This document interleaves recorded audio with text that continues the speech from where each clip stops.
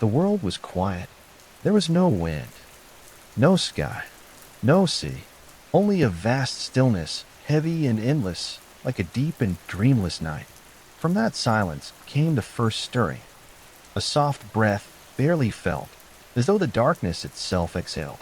And with that breath, the ancient being known as Chaos stretched across the void. Chaos was not cruel nor kind. It was simply vast, a wide emptiness holding the seed of all things to come. Within Chaos floated hidden possibilities, like sparks waiting to glow. The quiet stretched long, and then slowly, from its depths, new shapes began to emerge. From the endless dark came Nyx, the Lady of Night. Her steps were soundless, her cloak woven of shadow, her eyes shimmering like the first stars that had not yet been born. Beside her came Erebus, the spirit of deep darkness, wrapping the spaces between all things with gentle quiet. They did not speak. They did not need to.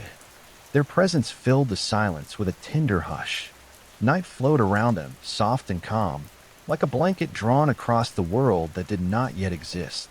Soon after, Gaia awakened. She rose slowly, as though the ground itself was remembering how to be firm. Her skin was rich earth, her breath was soft air, and her gaze was steady like mountains rising.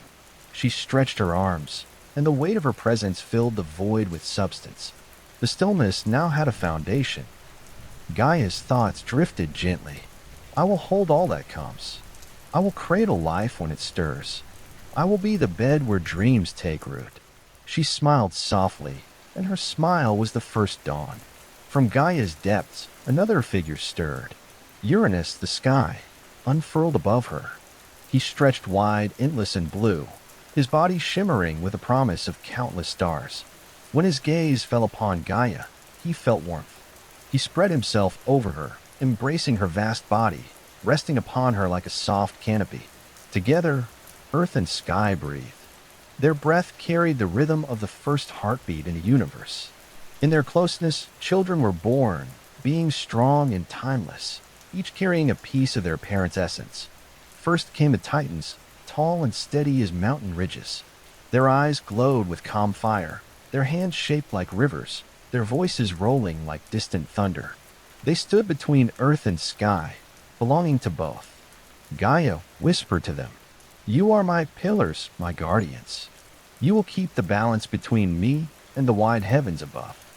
And the Titans bowed, their movements slow and graceful, as though the weight of eternity already rested upon them. Then came other children, figures less gentle, shaped with rougher strength. Among them were the Cyclopes, each with a single great eye that gleamed like a blazing star. They were makers, builders of fire and forge, their breath hot and glowing.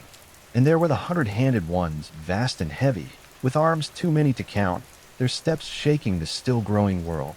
They were born of storm and stone, their presence unsettling, yet their hearts carried a quiet longing to belong. Gaia watched them all. Her heart was full, yet uneasy. She could feel how Uranus looked upon some of their children with disquiet. The sky was wide, but he feared what might grow too strong beneath him. He pressed himself close, holding down the children, unwilling to let them rise. Gaia's thoughts turned heavy. Why must growth be bound? Why must the roots I nurture be hidden? She felt the weight of sky pressing, and a quiet ache filled her. But she did not speak it yet. The time was not ready. Above them all, night drifted still. Nyx walked softly through the spaces untouched by earth or sky. Her steps gave rise to whispers, and from her shadows came gentle shapes. Dreams, quiet and strange, floated behind her like drifting feathers. From her also came sleep, folding the world in calm silence, and even death, not cruel but peaceful, carrying the promise of rest beyond time. Her children walked quietly at her side, soft and inevitable as evening. Wherever they passed, the stars seemed almost ready to awaken, though their light had not yet come. Gaia lifted her gaze to Uranus. Their closeness had brought life, yet his weight was heavy. She whispered softly, though only the earth itself could hear, "There must be balance. Even love must leave room for breath." The Titans stirred, feeling their mother's unease, though they did not yet understand it fully. Cronus, the youngest, tilted his head, his dark eyes calm and watchful. He felt the hush beneath Gaia's voice, the seed of thought yet unspoken. The world was still young, still soft. The sky lay close upon the earth, heavy yet radiant. The night drifted gently, filled with quiet figures of shadow and dream. And far within chaos, the void that had begun it all, there still lingered silence, patient and endless. The story of the gods had only begun to breathe. The air was thick with possibility, as though every moment carried the echo of what might come next. Gaia closed her eyes. The sound of her children shifting filled her with both pride and wonder. They will grow. They will rise. And the world will rise with them. The breath of earth and the embrace of sky wrapped the young cosmos in a calm rhythm, like a cradle rocking gently in the dark. And somewhere beyond, hidden in the folds of chaos, the faint spark of tomorrow's dawn waited quietly. The breath of Gaia was steady. The embrace of Uranus still lay heavy above her. Between them, their children stirred, stretching into the space that was slowly becoming a world. The Titans moved first. Their steps were vast, yet quiet, as though each footfall remembered it belonged to the body of Earth. Oceanus, broad and calm, let his thoughts drift like flowing water. His voice, when it came, was low and soothing, like waves lapping against unseen shores. Beside him walked Tethys, gentle as a stream. Her eyes carried the reflection of waters not yet formed, seas waiting to be born. When she leaned close to her brother, her whisper rippled softly. There is room for endless rivers. There is room for all things to flow. Hyperion stood tall, his gaze glowing with light yet unshaped. He raised his head toward Uranus and thought of brightness, of warmth, a golden fire that might someday fall upon the earth below. At his side was Thea, radiant as dawn before dawn. She brushed her fingers across the air and smiled. One day there will be brilliance. One day, eyes will open to the beauty of light. Next came Ceus, quiet and thoughtful, his mind turning like a wheel in endless circles. His companion, Phoebe, watched him with eyes that gleamed like the silver of future moons. She touched his arm gently. The heavens will carry mysteries. We will guard them, and the night will never be empty. Crius stood firm, shoulders broad, steady as stone. His partner, Eurybia, moved beside him with a strength born of waves and winds. Though the world was still quiet, they could sense the weight of storms waiting far in the distance.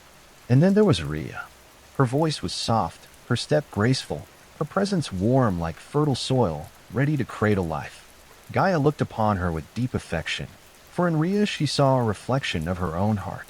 At last, Cronus lingered behind the others. He did not stride forward as his siblings did. He stood still, his face calm, his eyes dark and watchful. His thoughts were steady but heavy, as though he felt the shape of something yet to be revealed. When Gaia's gaze touched him, she sensed both caution and quiet strength within her youngest son. The children grew. They stretched their hands to the edges of the world, filling the silence with their presence. But Uranus watched them closely. The sky pressed down, unwilling to let the Titans rise too far. He feared their size, their power, their endless potential. He spread himself wider, closer, covering the earth until Gaia felt her breath shorten beneath his weight. Still, she did not speak. Her heart whispered, but her lips remained closed. The world was still forming, and words, once spoken, could not be returned. Beyond the Titans, other children had been born. The Cyclopes roared with bright laughter, their single eyes glowing like the cores of suns yet unborn. They longed to build, to shape, to bring fire from silence. But Uranus looked upon them with unease. Their gaze was too piercing, their strength too raw. He pushed them downward, hiding them in the deep places of the earth. The hundred-handed ones stirred, their vast limbs stretching restlessly. Each movement shook the ground, each breath like a rolling wave of thunder. Yet their hearts were gentle, longing for touch, longing for acceptance. But Uranus looked upon them with dread. Their size unsettled him. Their power weighed upon his thoughts like an unseen storm. He pressed them downward too, hiding them away in the shadows beneath Gaia's skin. Gaia felt their cries.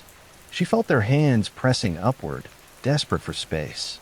Their voices vibrated through her body, low and aching, like roots straining to reach the light. Her heart grew heavy with sorrow. She whispered in the dark, "My children deserve breath. They deserve to stretch and see the sky. Why must they be hidden in silence?" Uranus did not answer. His silence was firm, his weight unmoving. He clung to the wide heavens, holding down what he feared might rise too tall. The Titans saw their mother's unease. They heard the muted cries of their brothers below, though muffled by the thick layers of earth. Rhea pressed her hand to the ground, feeling the tremor of their sorrow. Her eyes filled with quiet sadness. "They are ours. They are family. Yet they are lost to the deep." Oceanus lowered his voice, like water calming itself after a storm. "Perhaps Father fears their strength. Perhaps he only wishes to keep the world safe." But Cronus tilted his head. His gaze was steady, his voice slow. Or perhaps he only wishes to keep the sky unchallenged. The thought drifted between them like smoke. It was not spoken loudly, but Gaia felt it. She closed her eyes, her breath steady yet weighted. A seed of change had been planted, though it had not yet grown. Above them, Nyx continued her silent walk. The night brushed gently against the world, leaving behind dreams that floated like mist.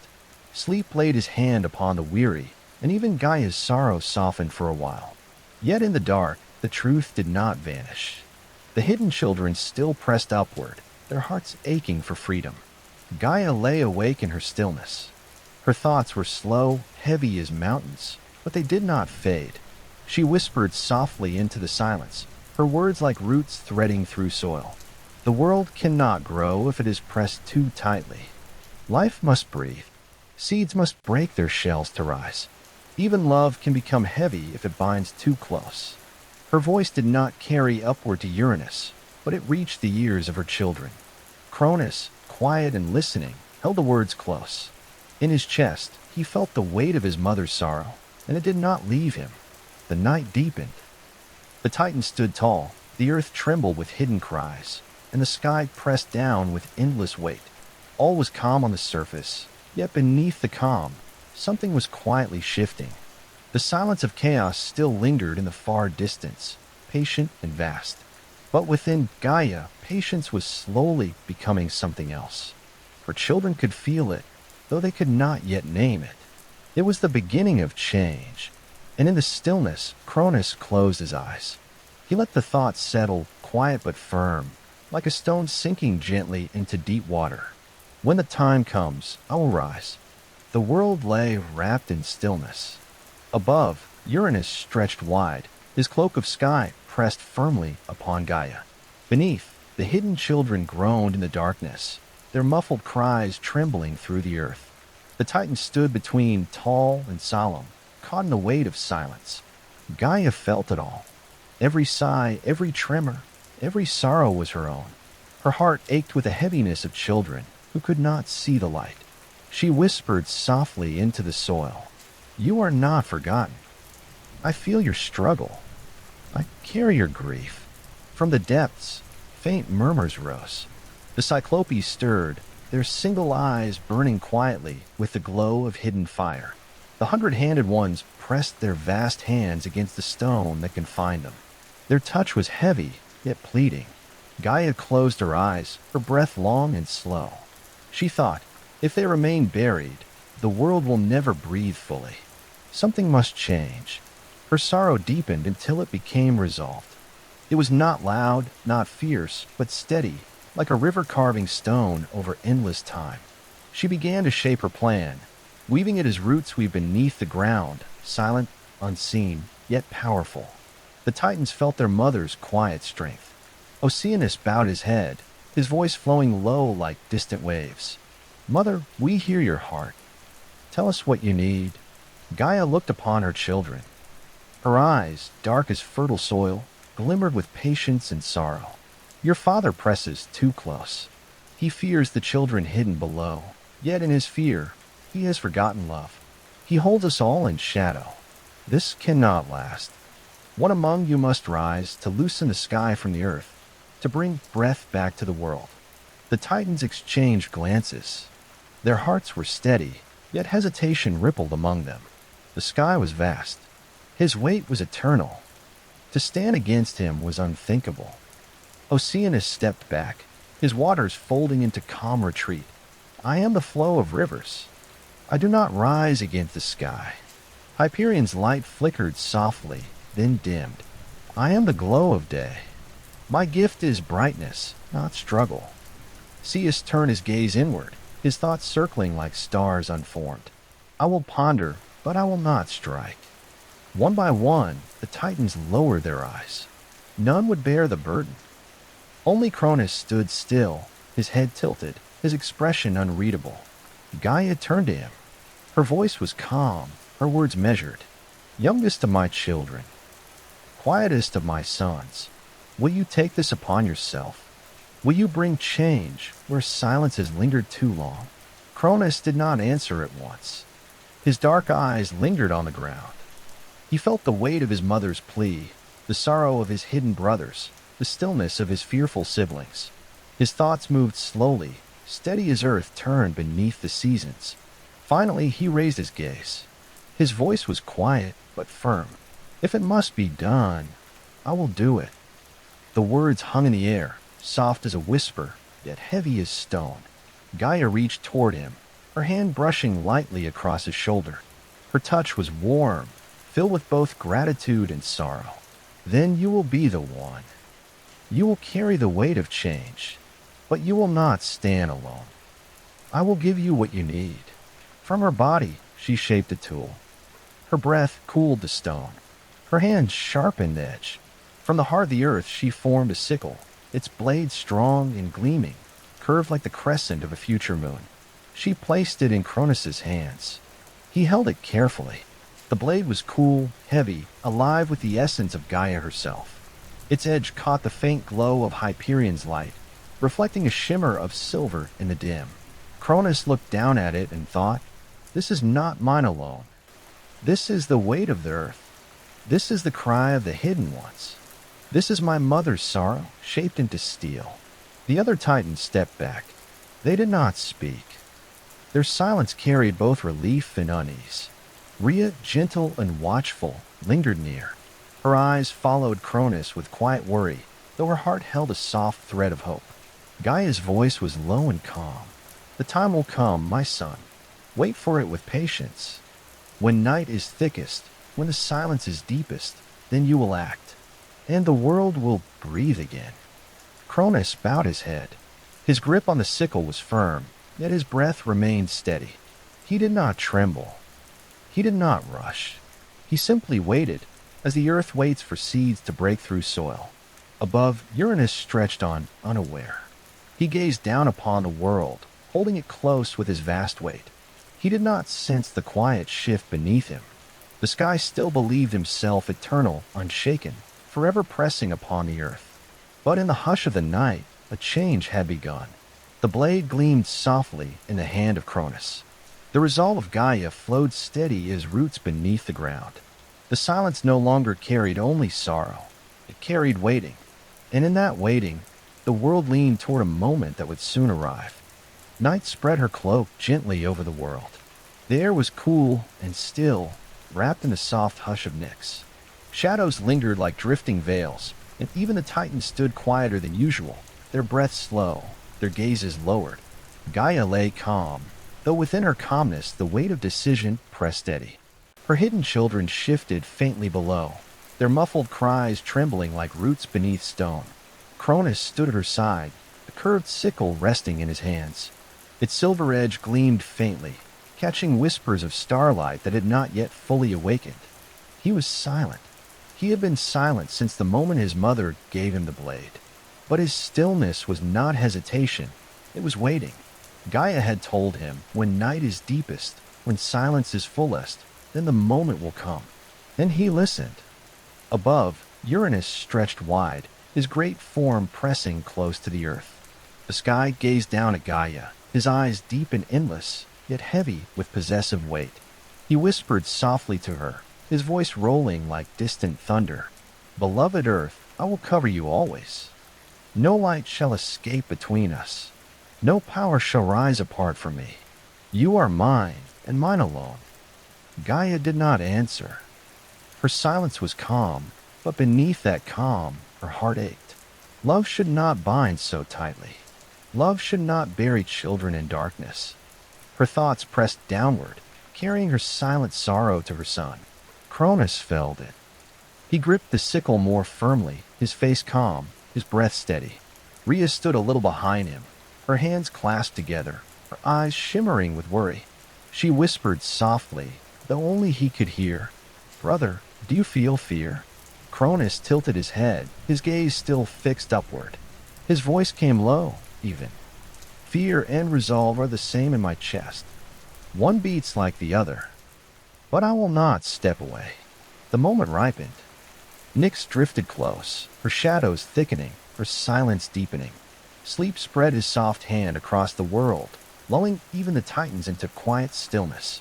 Erebus folded darkness more closely, as though to veil what was about to come. Then Uranus descended.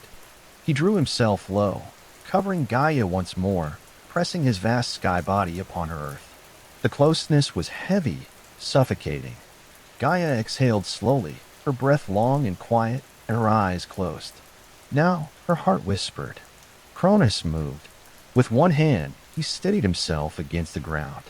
With the other, he lifted the sickle, its edge flashing pale light in the thick darkness. His motion was swift, but not wild come precise, like the turning of seasons. The blade fell in silence, slicing through the embrace of sky. Uranus cried out, not in rage, but in shock, a sound like thunder suddenly breaking across the heavens. The weight of his body recoiled, torn from Gaia, pulled away by the stroke of his youngest son. The sickle glistened with the deed, gleaming cold as moonlight. Gaia breathed in deeply, her chest filling with air that had long been pressed down. For the first time, she felt space open above her. For the first time, the earth could rise freely toward the sky. The Titans stood still, their eyes wide, their forms trembling faintly as the endless firmament recoiled from the earth. Oceanus whispered, his voice like a wave retreating from shore. "The sky has been cut. The world has changed." Uranus retreated upward, his vast form stretching back into the far heavens, his cry fading into the night. From the wound of sky fell drops of essence, scattered across earth and sea. Where they touched, strange new beings stirred. Some were wild, some fierce, some soft as foam carried upon the waves. From the white spray of sea foam, a gentle form began to rise, shimmering softly. She would soon walk the world as Aphrodite, the goddess of beauty, presence flowing like dawn over still waters. But in this moment, she was only a whisper of light upon the waves, a promise yet unfolding. Gaia felt her breath calm. Her voice was low, filled with both sorrow and relief. The burden has been lifted. The world will grow now. The roots will stretch. The hidden will breathe. Cronus lowered the sickle, his hand steady though his chest carried the weight of what he had done. He did not smile. He did not boast. He simply stood in silence, his dark eyes watching the stars that now began to glimmer faintly in the distance of the freed sky. The other Titans gathered near. Rhea stepped close, her voice soft, trembling with both fear and admiration. "You have changed the world, brother. The breath of the earth is free again." Cronus turned to her, his face unreadable. "The world is free. But the weight I have lifted will not vanish. It will return, in other forms. Sky does not forget." His words lingered, soft as falling leaves, carrying both truth and quiet warning. Gaia leaned back, her vast body sighing like forests not yet grown. She whispered gently to her son, "You have done what was needed. You have opened space for life. The world will bloom because of you." And so it was. The first act of change had been made. The heavy bond between earth and sky was broken.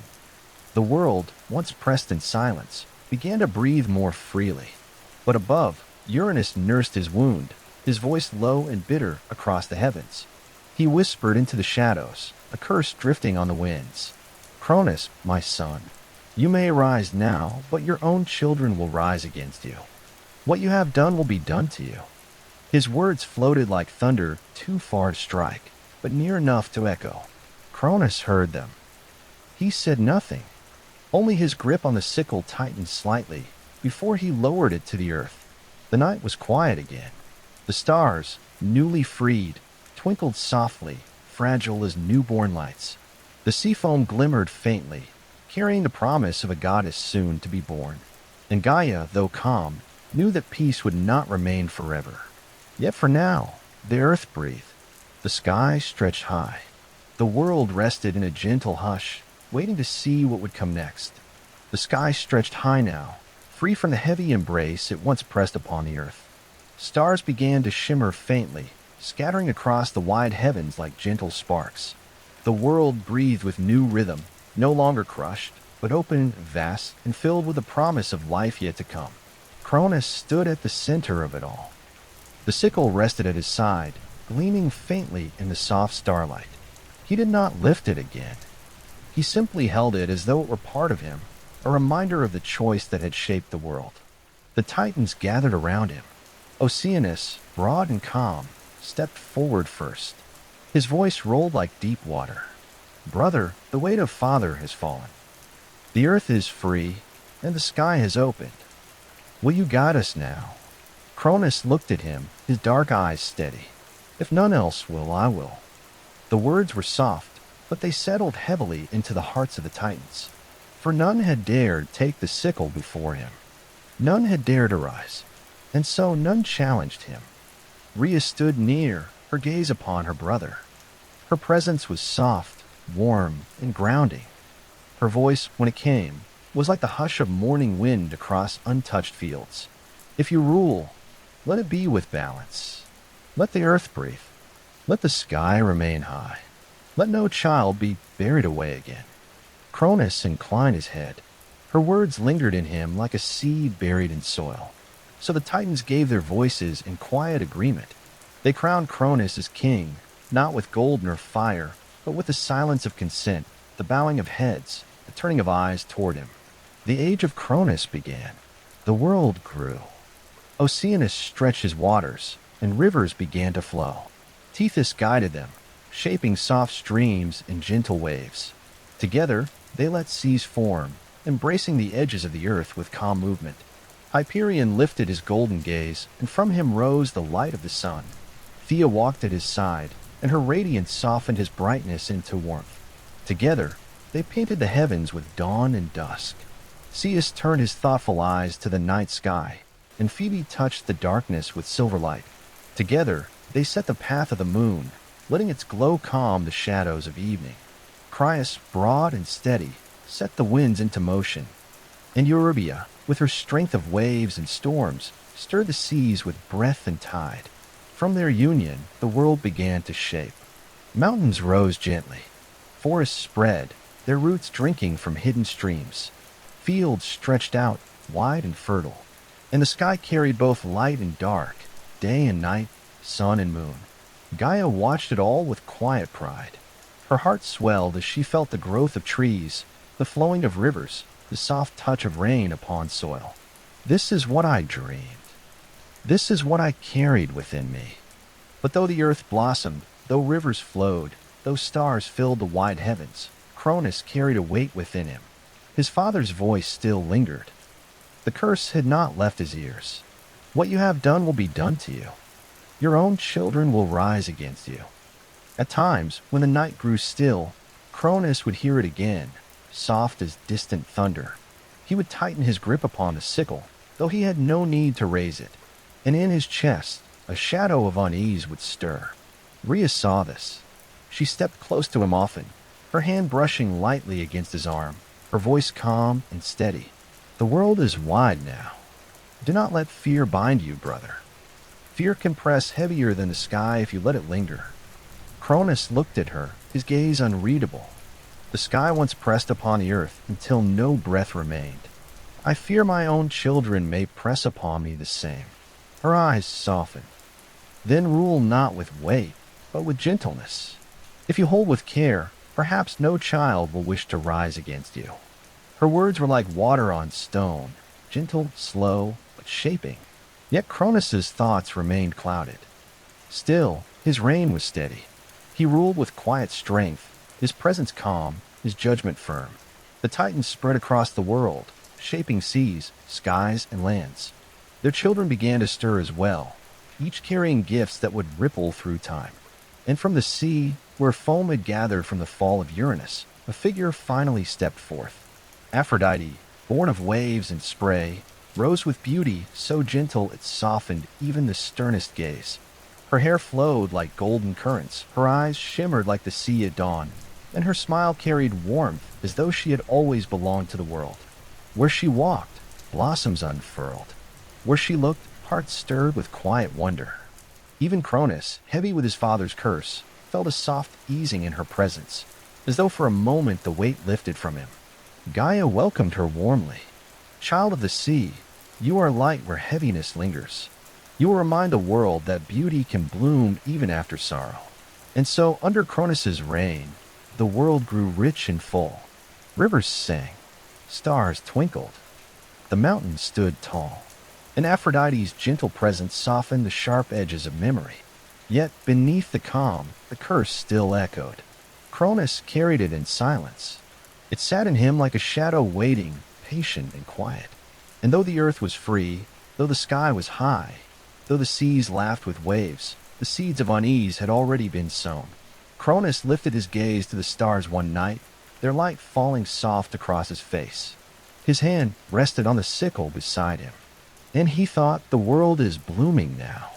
But can it bloom forever?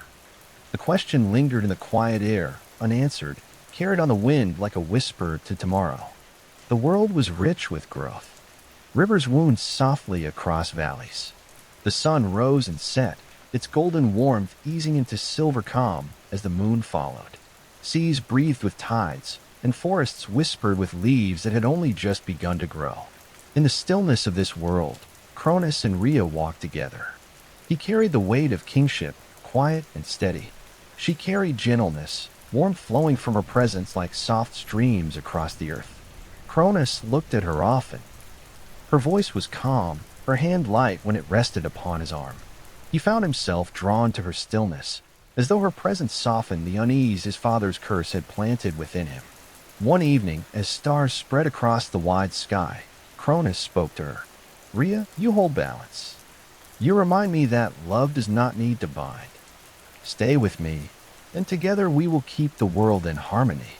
Her gaze lifted to him, eyes soft as new dawn. I will walk with you. I will share your weight. Let us bring life together, as earth and sky once did. So they joined. Their bond was not heavy as that of Uranus and Gaia had been. It was steadier, calmer, shaped by quiet care. And soon, from their union, children were born. The first child's cry echoed across the world. It was soft, yet filled with power that touched both earth and sky. Rhea cradled the infant in her arms, her heart swelling.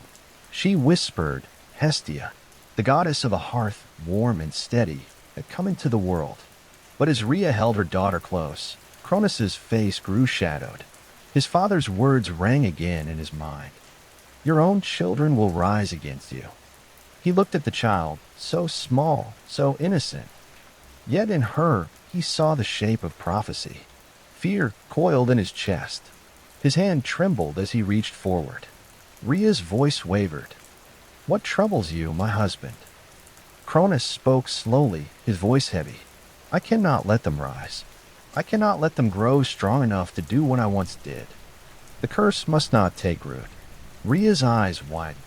Her arms tightened around the child. She is your daughter. She is mine. She is not our enemy. But Cronus's fear was stronger than her plea. With emotion both swift and heavy, he took the child and swallowed her whole. The act was silent, but its weight shook Rhea's heart. She cried out softly, her voice breaking like a branch under sudden strain. Cronus lowered his eyes. His breath was steady, though his heart trembled. She is safe within me. She cannot harm me there. Rhea's arms fell empty. She held her chest, her heart aching. Yet in her sorrow she said nothing more, for she saw that fear had wrapped itself too tightly around her husband's soul. Time passed, and another child was born. Her cries rang bright, filled with life. Rhea whispered her name, Demeter. The goddess of harvest and growth stirred gently in her arms. Again, joy filled her heart. Again, hope rose within her. But Cronus's shadow deepened. His father's curse whispered louder. And once more, he reached forward and swallowed the child. Rhea wept softly, her tears falling upon the earth. Where they touched, flowers tried to bloom, though sorrow weighed them down. She held her silence, but within her, grief gathered like storm clouds. So it was with the next child, Hera, whose gaze was fierce and watchful. And with the next, Hades, whose eyes carried the stillness of shadows. And then with Poseidon, whose cry was as deep as waves and as restless as storms. Each time, Rhea's arms were left empty. Each time, her heart broke further. Her voice whispered to herself, soft and trembling, "How long can I endure this? How long can the world endure such sorrow?" Cronus grew heavier with each child swallowed. The weight of them pressed inside him, yet he bore it in silence. He told himself it was safe. He told himself it was necessary. Yet even as he walked, his steps grew slower, his eyes darker, as though the prophecy he feared was already shaping his fate. Rhea stood apart from him often, her eyes turned toward the horizon. Her thoughts whispered like quiet wind. "This cannot continue. I will not lose them all. There must be another way." Her sorrow was deep, but within it, a spark of resolve began to glow. For life cannot be bound forever. And even in silence, a mother's heart waits for the moment to protect her children. The world remained calm on the surface. Rivers still flowed, stars still shone, forests still grew. But beneath the calm, sorrow and fear coiled together, waiting for the day when they would break. Time passed quietly. The seasons turned with gentle rhythm. The rivers sang softly across the earth. Yet in Rhea's heart, sorrow weighed heavy. Her arms, once filled with children, remained empty. Her husband's fear had taken them all. Still, life stirred within her again. A new child grew, hidden in the warmth of her being. She felt him move, small yet strong, and her heart whispered with both love and fear. Often she walked alone through the mountains, her steps slow, her thoughts deep. The wind brushed against her cheeks, carrying scents of pine and stone. She lifted her face to the sky, whispering to herself, "This one I will not lose. This one I must protect." But how? Her husband's eyes were watchful, his fear sharper with each passing year. Cronus was gentle in his presence, yet shadows always lingered behind his gaze. The curse of Uranus still bound him, whispering that his children were threats.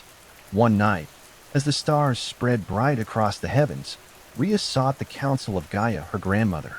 The earth beneath her feet stirred, and the voice of the ancient mother rose gently from the soil. "Child of the earth, why do your steps fall heavy? Why do your tears sink into me like endless rain?" Rhea pressed her hands to the ground, her voice trembling. "Mother Earth, I have borne children, yet they are lost to me. Cronus swallows them, fearing the curse of his father. My heart aches, for life should not end this way. Another child stirs within me. I cannot watch him being taken as the others were.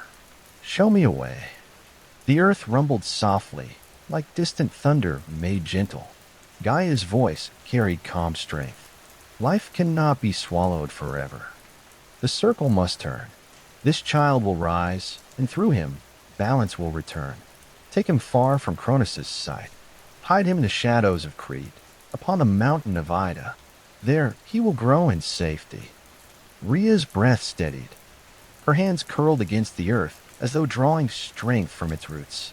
"Yes," she whispered, "I will do as you guide." When the time of birth came, Rhea's pain mingled with hope.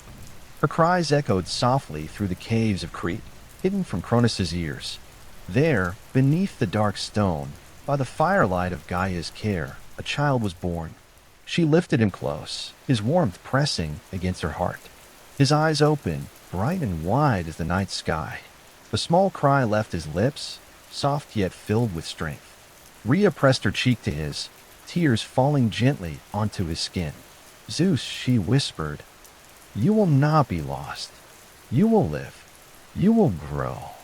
The cave glowed faintly, as though the stones themselves answered. Outside, the mountain winds carried his cry. and in the distance stars seemed to shine more brightly. But Cronus could not suspect it. To deceive him, Rhea returned with a bundle wrapped in cloth. Her arms trembled as she placed it before him. Cronus's gaze was heavy, his breath slow. He spoke little, but his fear guided his hand. He swallowed the bundle whole. Within the cloth was not her child, but a stone. Rhea's hands curled tightly as she watched. Her heart raced, yet her face remained calm. Cronus swallowed, and for a moment his eyes eased. Safe, he whispered to himself. Safe within me. None can rise against me. But Rhea's heart burned quietly with both sorrow and triumph. For her true child was hidden, cradled in Crete, far from her husband's fear. There, on Mount Ida, gentle hands received him. The nymphs of the mountain came, their voices soft as streams, their touch warm as sunlit grass.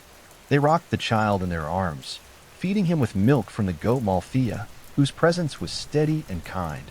The child's cries were strong, echoing against the stone walls of the cave. To shield the sound from Cronus's ears, the Curetes came, warriors of the mountain. Their feet struck the ground in steady rhythm. Their shields clashed in soft thunder, masking the child's voice beneath their dance. Zeus grew quietly there, hidden yet nurtured. His small hands reached for the light of the cave's opening. His eyes followed the flight of birds, the shimmer of leaves, the glimmer of stars. In his laughter, there was strength. In his silence, there was watchfulness. Rhea, though far, carried peace within her heart for the first time in many years. She knew the world still held sorrow. 5 children lost within Cronus, their voices silent, their warmth trapped. Yet one child lived, breathing freely beneath the shelter of earth and mountain. Her thoughts lingered with him always. Grow strong, my son. Grow wise. For in you rests the hope of those swallowed. In you rests the hope of all yet to come. And so the world turned quietly. Cronus ruled with his heavy silence, believing all was safe. But deep in the hidden cave of Crete, the smallest breath of change stirred with each heartbeat of the child who would one day rise. The cave on Mount Ida was warm, sheltered from wind and storm. Soft light filtered through cracks in the stone, touching the faces of the nymphs as they moved. Zeus, small and alert, watched the flicker of shadows across the walls. His eyes, bright and watchful, followed every movement, every glimmer, every sound. Amalthea, the goat who nourished him, rested nearby. Her breath was steady, warm against his skin. Her milk filled him, and with each sip he grew stronger, his body stretching with quiet power. The nymphs whispered to him in soft voices, "Grow, little one. The world waits. Strength and wisdom will be yours, but patience first." Zeus's small hands reached for them, tugging at their hair, brushing their faces. His laughter was bright, echoing off stone walls. Even the shadows seemed to lean closer, as though eager to touch the life that pulsed so strongly within him. Outside, the Curetes danced. Their shields struck together in a soft rhythm, hiding the child's cries from Cronus's ears. Each step, each clash, was careful, precise, a heartbeat that guarded the hidden future. Zeus felt their presence as much as he felt the nymphs. The movement, the steady rhythm, became part of him. He reached, laughed, kicked his legs, and sometimes he even tried to imitate the pounding sounds. It was instinct, a reflection of the guardians surrounding him, teaching him even without words. The days passed slowly. Zeus grew taller, stronger, yet always hidden. His mind absorbed the quiet lessons of nature. The rustle of leaves taught him patience. The murmur of streams taught him the flow of change. The flicker of fire taught him caution and awareness. Amalthea nuzzled him when he cried. Her breath was soft, her warmth constant. He learned to trust, though he did not yet understand why he must be hidden. Yet even in the safety of the cave, the weight of the world pressed lightly against him. Sometimes, Zeus would hear the faint echo of his siblings' absence. He did not yet know them, but the air seemed heavier than it should. He reached out with small hands, as if seeking them, yet none came. The nymphs whispered, "Patience, little one, patience." As he grew, his movements became more deliberate. He climbed rocks, stretched to the light, and ran across the cave floor. Strength gathered quietly in his arms and legs. Even in his smallest gestures, there was a sense of purpose, as though the earth itself had imprinted a silent destiny upon him. Rhea, far from Crete, thought of him constantly. Her heart held both sorrow and hope. She pressed her hands to her chest, feeling the weight of the children she had lost and the child she had saved. "Grow strong, my son, live, and carry what must come." The nymphs watched him with careful eyes. They whispered instructions without speaking directly of danger. They guided his hands along branches, encouraged him to balance upon stones, and sang gentle songs that filled the air with rhythm. "The world waits for you, little one." In this hidden growth, Zeus learned more than strength. He learned vigilance, patience, and quiet cunning. He learned to sense movement before it reached him. He learned to listen even when no sound came. And slowly, in the solitude of the cave, he began to understand that the world beyond was both vast and fragile. Each night, Amalthea curled close. The stars above the mountain glimmered through the stone cracks, soft and distant. Zeus watched them, small hands reaching as if to touch the far lights. "One day I will rise." The thought was not fully formed, not yet a plan, but it pulsed in him like fire beneath calm water. The Curetes' rhythms continued, steady as ever. Even as Zeus slept, their dance covered him. The clash of shields became a lullaby, a heartbeat that taught him both caution and resilience. And so, in the quiet of the cave, hidden from the eyes of Cronus, Zeus grew. Every small step, every stretch of his arms, every laugh and cry shaped him. The seed of power, buried in secrecy, grew stronger with each passing day. And though he did not yet know the full story of his siblings swallowed within their father, the energy of life gathered quietly within him. Time, patient and slow, moved across Mount Ida. The nymphs whispered. Amalthea breathed. The Curetes danced. And Zeus, small yet determined, reached toward a destiny only the earth and his mother could see. Zeus grew under the careful watch of Amalthea and the nymphs. His small hands had learned to grasp firmly, his legs to balance upon uneven stone. Every movement carried curiosity. Every sound was met with alert eyes. The cave on Mount Ida hummed with quiet life. Light filtered softly through the cracks in the rock, dancing on the smooth stone floor. The nymphs whispered songs of growth, each note like a drop of water, nourishing the small child. "Stretch your arms. Feel the earth. Listen to the streams." Zeus followed each gentle instruction, laughing softly when he stumbled, reaching higher when he succeeded. Amalthea watched him closely, her breath steady. Her warmth was constant, her presence soothing. Growing strong, little one, she seemed to hum with every nudge and gentle bite of her soft horns. Even as a child, he felt the weight of things unseen. The movements of the Curetes, the rhythm of shield strikes, the sway of the nymph's branches, everything seemed connected, a network of protection and guidance. He could sense the presence of those who watched him, even in silence, and he learned to move cautiously. Sometimes he paused to watch shadows stretch across the walls. He noticed the way the light shifted when the sun rose and set. A small thrill ran through him when he reached for the cracks of sunlight and could not touch them. "There is more beyond this cave," he thought, though not yet in words. "I will see it one day." The nymphs guided him gently through lessons he could not yet name. They let him climb rocks, their hands steadying him when his balance faltered. They let him reach for streams, teaching him the feel of cold water against his small fingers. They whispered words of patience. Strength is not only in arms and legs, but in the heart. Learn to wait. Learn to sense before you strike. The small child listened, though he did not fully understand. Yet in his dreams, images flickered. Mountains, rivers, flashes of light, and shadowed figures he did not know. The dreams left him awake with a quiet sense of purpose he could not yet name. Amalthea's presence was constant. She moved with him, nuzzled him when he cried, and allowed him to climb upon her back. Her fur smelled of earth and sun. Her warm body pressed against him, steadying him, comforting him. Through her, he learned trust, the rhythm of life, and the sensation of strength growing gradually, imperceptibly, until one day it was unmistakable. The Curetes remained vigilant. Their shields struck stone in soft, steady rhythm, hiding the child's voice from the far reach of Cronus. Sometimes Zeus would reach for the rhythm instinctively. He would pound his small fists, stomp his tiny feet, and in doing so, the beat seemed to pulse through him. Strength was not only force, it was timing, it was awareness, it was harmony with the world around him. Rhea thought of him often, her heart stretching across the distance. She imagined him laughing, crawling, exploring, and her sorrow eased slightly. Her mind stayed sharp. She planned quietly, thinking always of how to protect the child from Cronus's fear. One night, as the stars gleamed pale through the cracks of the cave, Zeus awoke with a start. A small shadow fell across the wall. He reached for it, fingers brushing empty air. His mind was too small to name what it was, but he felt an unfamiliar pulse of curiosity and caution.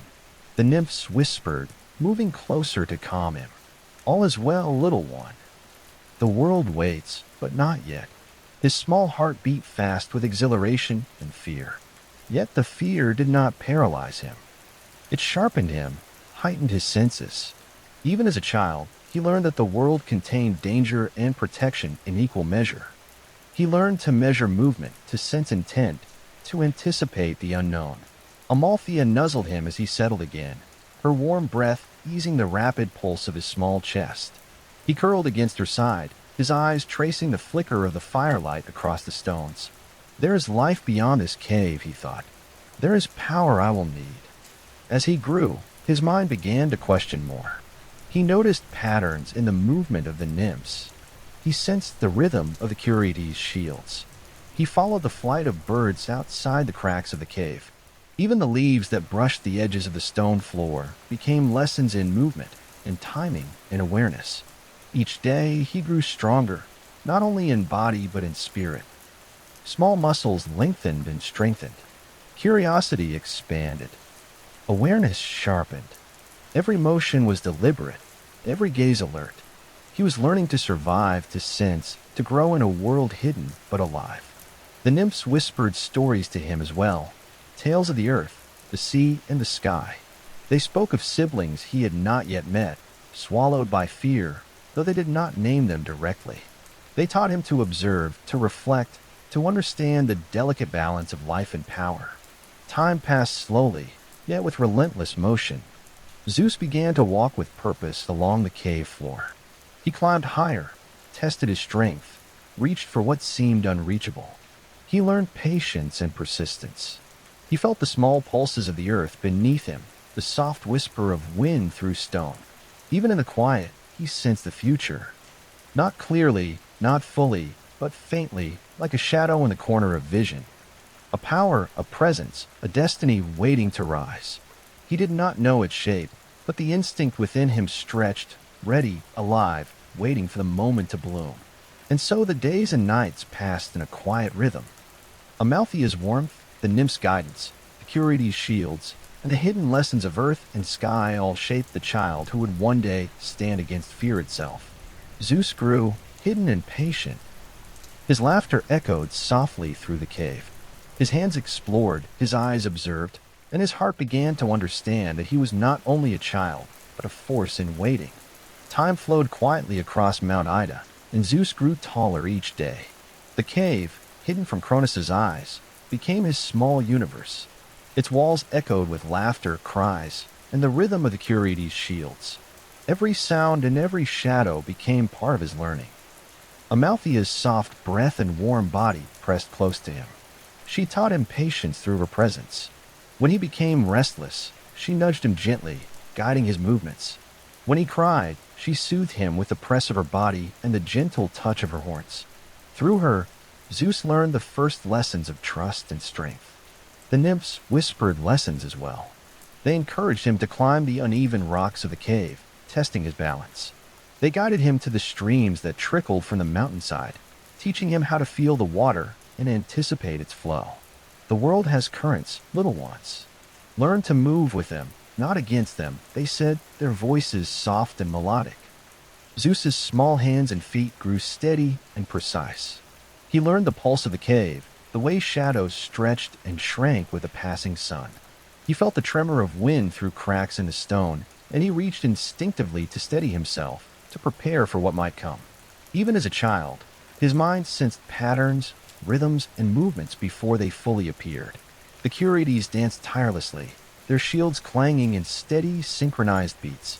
The sound masked Zeus's cries, but also became a rhythm he absorbed deeply. He learned to mirror their movements, stepping, crouching, and twisting with instinctive timing.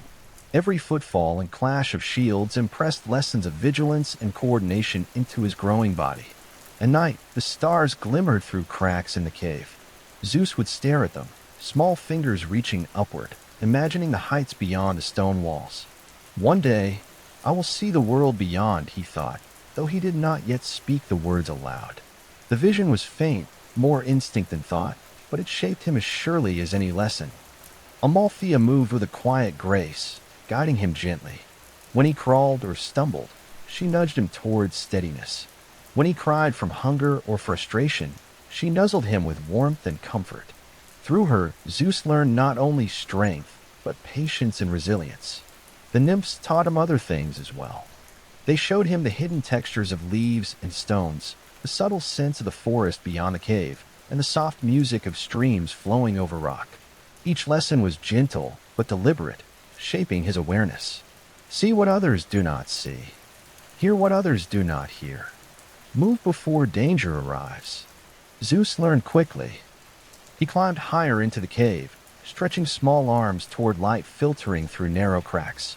He leapt across small gaps with growing confidence. He tested every surface, every stone, every edge, learning the strength of his own body, the limits of his reach, and the power of careful judgment. Though Cronus did not yet know the child survived, Zeus's senses sharpened. He could feel the pulse of life around him, the vibrations of the earth beneath his feet, the rustle of nymphs moving nearby, the faint shift in the Curetes' steps. The world, even hidden within stone, was alive. It spoke to him, and he began to understand its language in ways only a child raised in secret could. Sometimes he noticed shadows that moved differently than others. He reached toward them instinctively, pushing his small hands through air that held nothing but perception. The nymphs whispered, "There are forces beyond your sight, little one. Learn them slowly." Zeus learned also from play. He raced along the cave floor, leaping over small stones. He wrestled gently with the nymphs, learning balance and the push of weight against weight. He explored narrow crevices, testing his curiosity and his courage. Every movement taught him more about coordination, strength, and awareness. Amalthea watched him constantly. Her warmth and steady breath became a rhythm that he unconsciously matched. When danger seemed near, though nothing could harm him in the cave, he felt a small tightening in his chest. He learned to react, to brace, to anticipate movement, even when there was no threat. Prepare before you act, the lesson whispered to him through instinct. The nymphs told stories as he grew. They spoke of mountains, rivers, seas, and skies. They described creatures both gentle and wild, teaching him about the balance of life. Strength without wisdom is danger. Wisdom without strength is weakness. Though he did not yet understand every word, the rhythm of their voices and the patterns of the tales sank into his mind. As Zeus grew taller and stronger, he noticed subtle patterns in the movement of the nymphs and the Curetes. Their steps, their gestures, their protective rhythm were more than noise. They were a network, a web of safety and vigilance. He began to imitate it, stepping softly, observing, timing his movements. Even as a child, he learned to move with awareness and patience.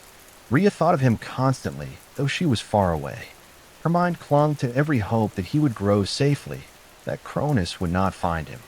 "Grow strong, my son," she whispered silently to the winds. "Learn, endure, and prepare for what must come."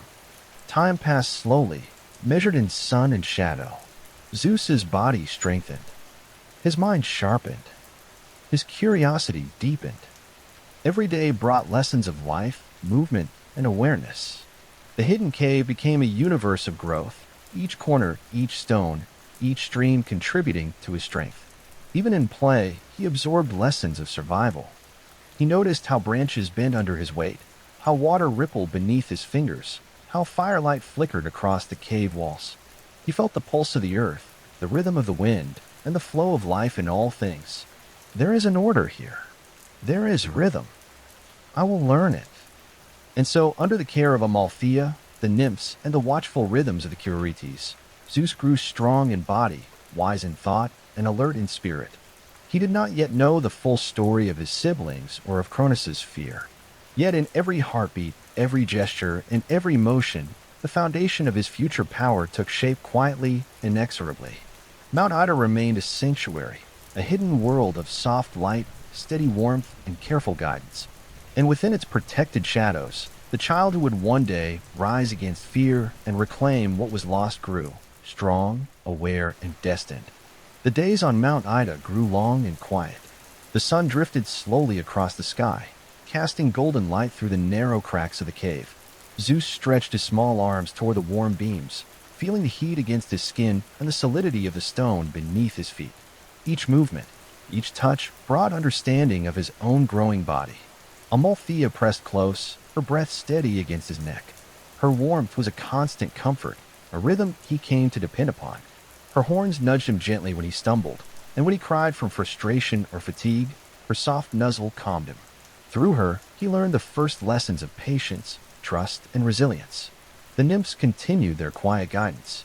They led him along the rugged stones of the cave, showing him how to balance on uneven surfaces, how to climb safely, and how to read the subtle signs of movement in the shadows. Watch the rhythm of the leaves, little one, they whispered.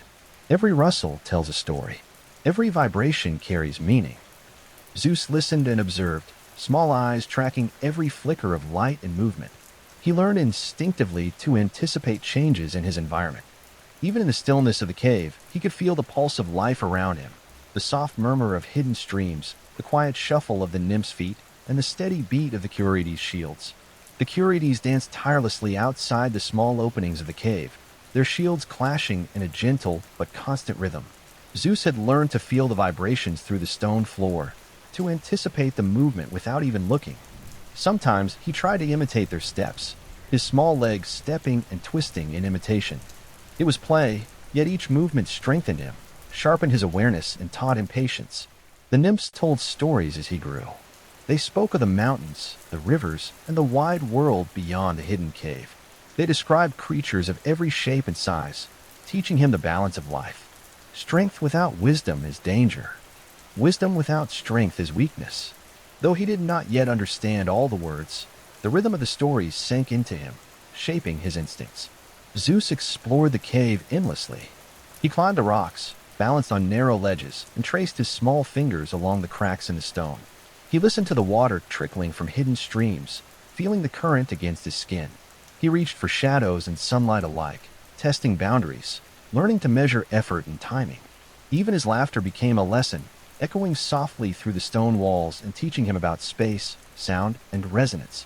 Amalthea remained a constant presence, her body a living anchor in a world of stones and shadows. When Zeus crawled along uneven surfaces or tried to leap across a small chasm, her soft nudges guided him safely.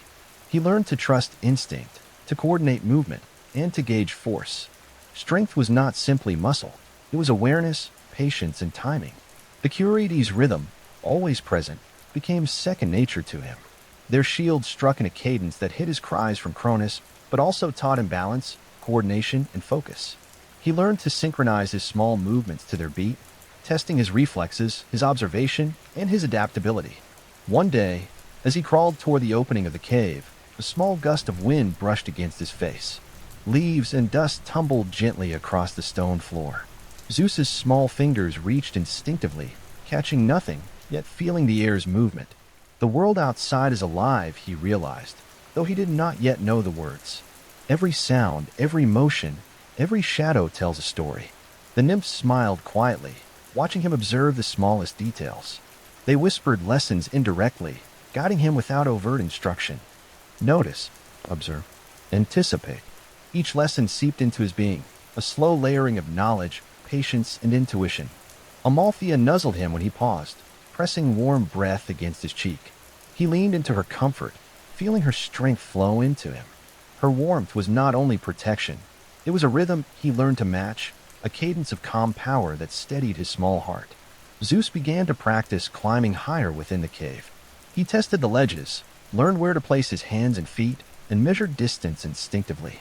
He felt the texture of the stone, the subtle vibration of the cave beneath him, and the small shifts in balance that came with movement. Every challenge he faced was absorbed into his growing awareness. The nymphs guided him subtly through problem solving. They left small objects in his path, stones, branches, and twigs, for him to navigate. He learned to judge weight, distance, and stability. Through trial and repetition, he developed skill, focus, and quiet determination. Even at rest, Zeus learned. He watched shadows stretch across the walls, noting their length and shape. He observed sunlight sliding through cracks, marking the passage of time. He listened to the murmur of hidden streams, to the whispers of the nymphs, and the beat of the Curites' shields. Everything carried meaning, and his mind absorbed it. Rhea's heart stretched across distance and time. Though she was far from Mount Ida, she imagined his laughter, his curiosity, and his small triumphs. She pressed her hands to her chest and whispered silently, "Grow, my son. Learn, endure, and prepare for what must come." As Zeus continued to grow, he became more aware of the hidden dangers surrounding him. He sensed movement, changes in air, and subtle vibrations through the stone floor. Though no immediate threat existed, he learned vigilance, caution, and foresight. He began to anticipate patterns, to notice inconsistencies, and to test boundaries carefully before moving. Play remained a key part of his growth. He leapt over rocks, climbed, ran, and wrestled gently with the nymphs. Each movement honed balance, strength, and coordination. Through laughter and repetition, he developed both physical skill and mental acuity. Amalthea remained his anchor.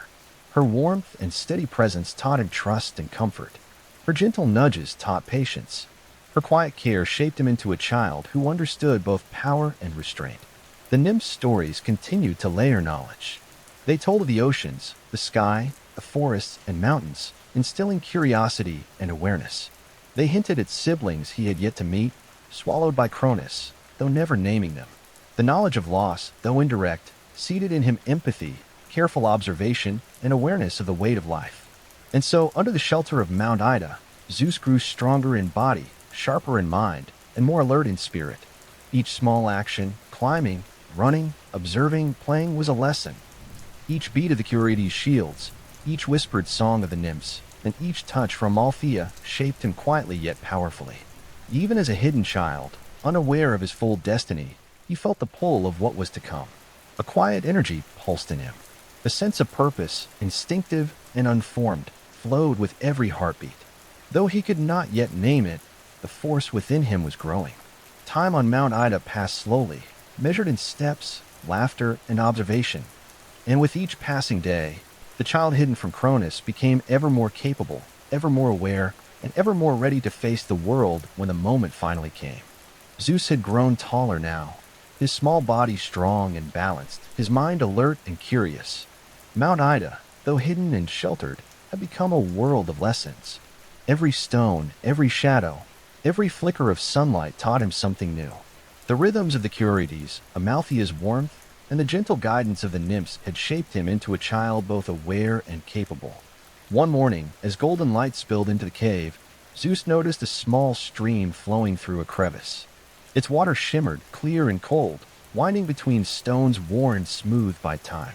He reached toward it instinctively, feeling the chill against his fingers. The stream's surface reflected the light, scattering tiny diamonds across the cave walls.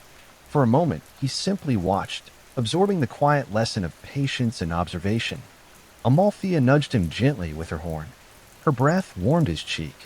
Zeus smiled and leaned against her, feeling the strength in her steady presence. The world beyond the cave was unseen, but he sensed it through touch, sound, and the pulse of life beneath his small hands. The nymphs had arranged the subtle challenge.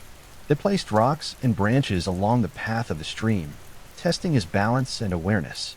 "Step carefully, little one," they whispered, their voices soft as wind through leaves. "Every choice matters. Observe before you act." Zeus approached the stream, small hands outstretched. He tested each rock, felt the smooth surfaces beneath his fingers, and adjusted his steps carefully. Sometimes a stone shifted, and he stumbled. But each time, Amalthea and the nymphs guided him gently back, teaching him the lesson of resilience. Patience he felt instinctively. Awareness. Even without words, the meaning took root in him. He learned to pause, to consider each step, to anticipate shifts in balance. The stream, though small and gentle, became a teacher of movement, strength, and focus. After mastering the rocks, he noticed a shadow flicker along the walls. A small creature, a mountain hare, darted across the cave floor. Zeus crouched, watching its every movement. His hands reached instinctively, fingers grazing the air near it. Though he did not capture the hare, he felt the thrill of focus, the excitement of anticipation, and the subtle pulse of life moving around him. The nymphs whispered encouragement. Observe, learn, move with care. Every lesson became part of his being, absorbed without force or fear. Even play was structured, yet free, a quiet training in patience, agility, and awareness. Amalthea led him to a small ledge. It was narrow and uneven, requiring careful balance. Zeus climbed with small measured steps, his tiny fingers gripping the stone edges. He felt the roughness of the rock, the shift beneath his weight, and the pull of gravity. Every movement became deliberate, conscious, a small triumph of body and mind working together. The Curides maintained their rhythm outside, soft and steady. The clash of shields became both background and guide, a heartbeat to follow and measure against. Zeus felt it in his bones, learned its pulse, and timed his own movements in harmony. Even when he faltered, the rhythm reminded him to regain balance, to move with intention, to observe before acting. As the day passed, Zeus explored further along the stream. He discovered hidden pools where water collected, smooth stones glimmering beneath the surface. He touched the cold, clear water, feeling its movement against his skin. He noticed how ripples spread, how light reflected and refracted, and how each small movement caused changes across the surface. The nymphs whispered lessons without speaking directly. Cause and effect, little one. Every action has consequences. Zeus felt this instinctively, observing the water, the stones, and the way his own movements affected the world around him. The lesson was subtle, yet took root deep within him, shaping thought, perception, and patience. Amalthea pressed close when he paused to rest. Her body radiated warmth, a quiet reminder of stability and care. Zeus leaned against her, small hands brushing her fur, and felt calmness spread through him. Even in challenges, he learned the value of support, the rhythm of care, and the gentle balance of trust and independence. Later, as shadows grew long, Zeus encountered another subtle trial. A fallen branch spanned the stream, narrow and slippery from water. He crouched low, testing it carefully with his hands.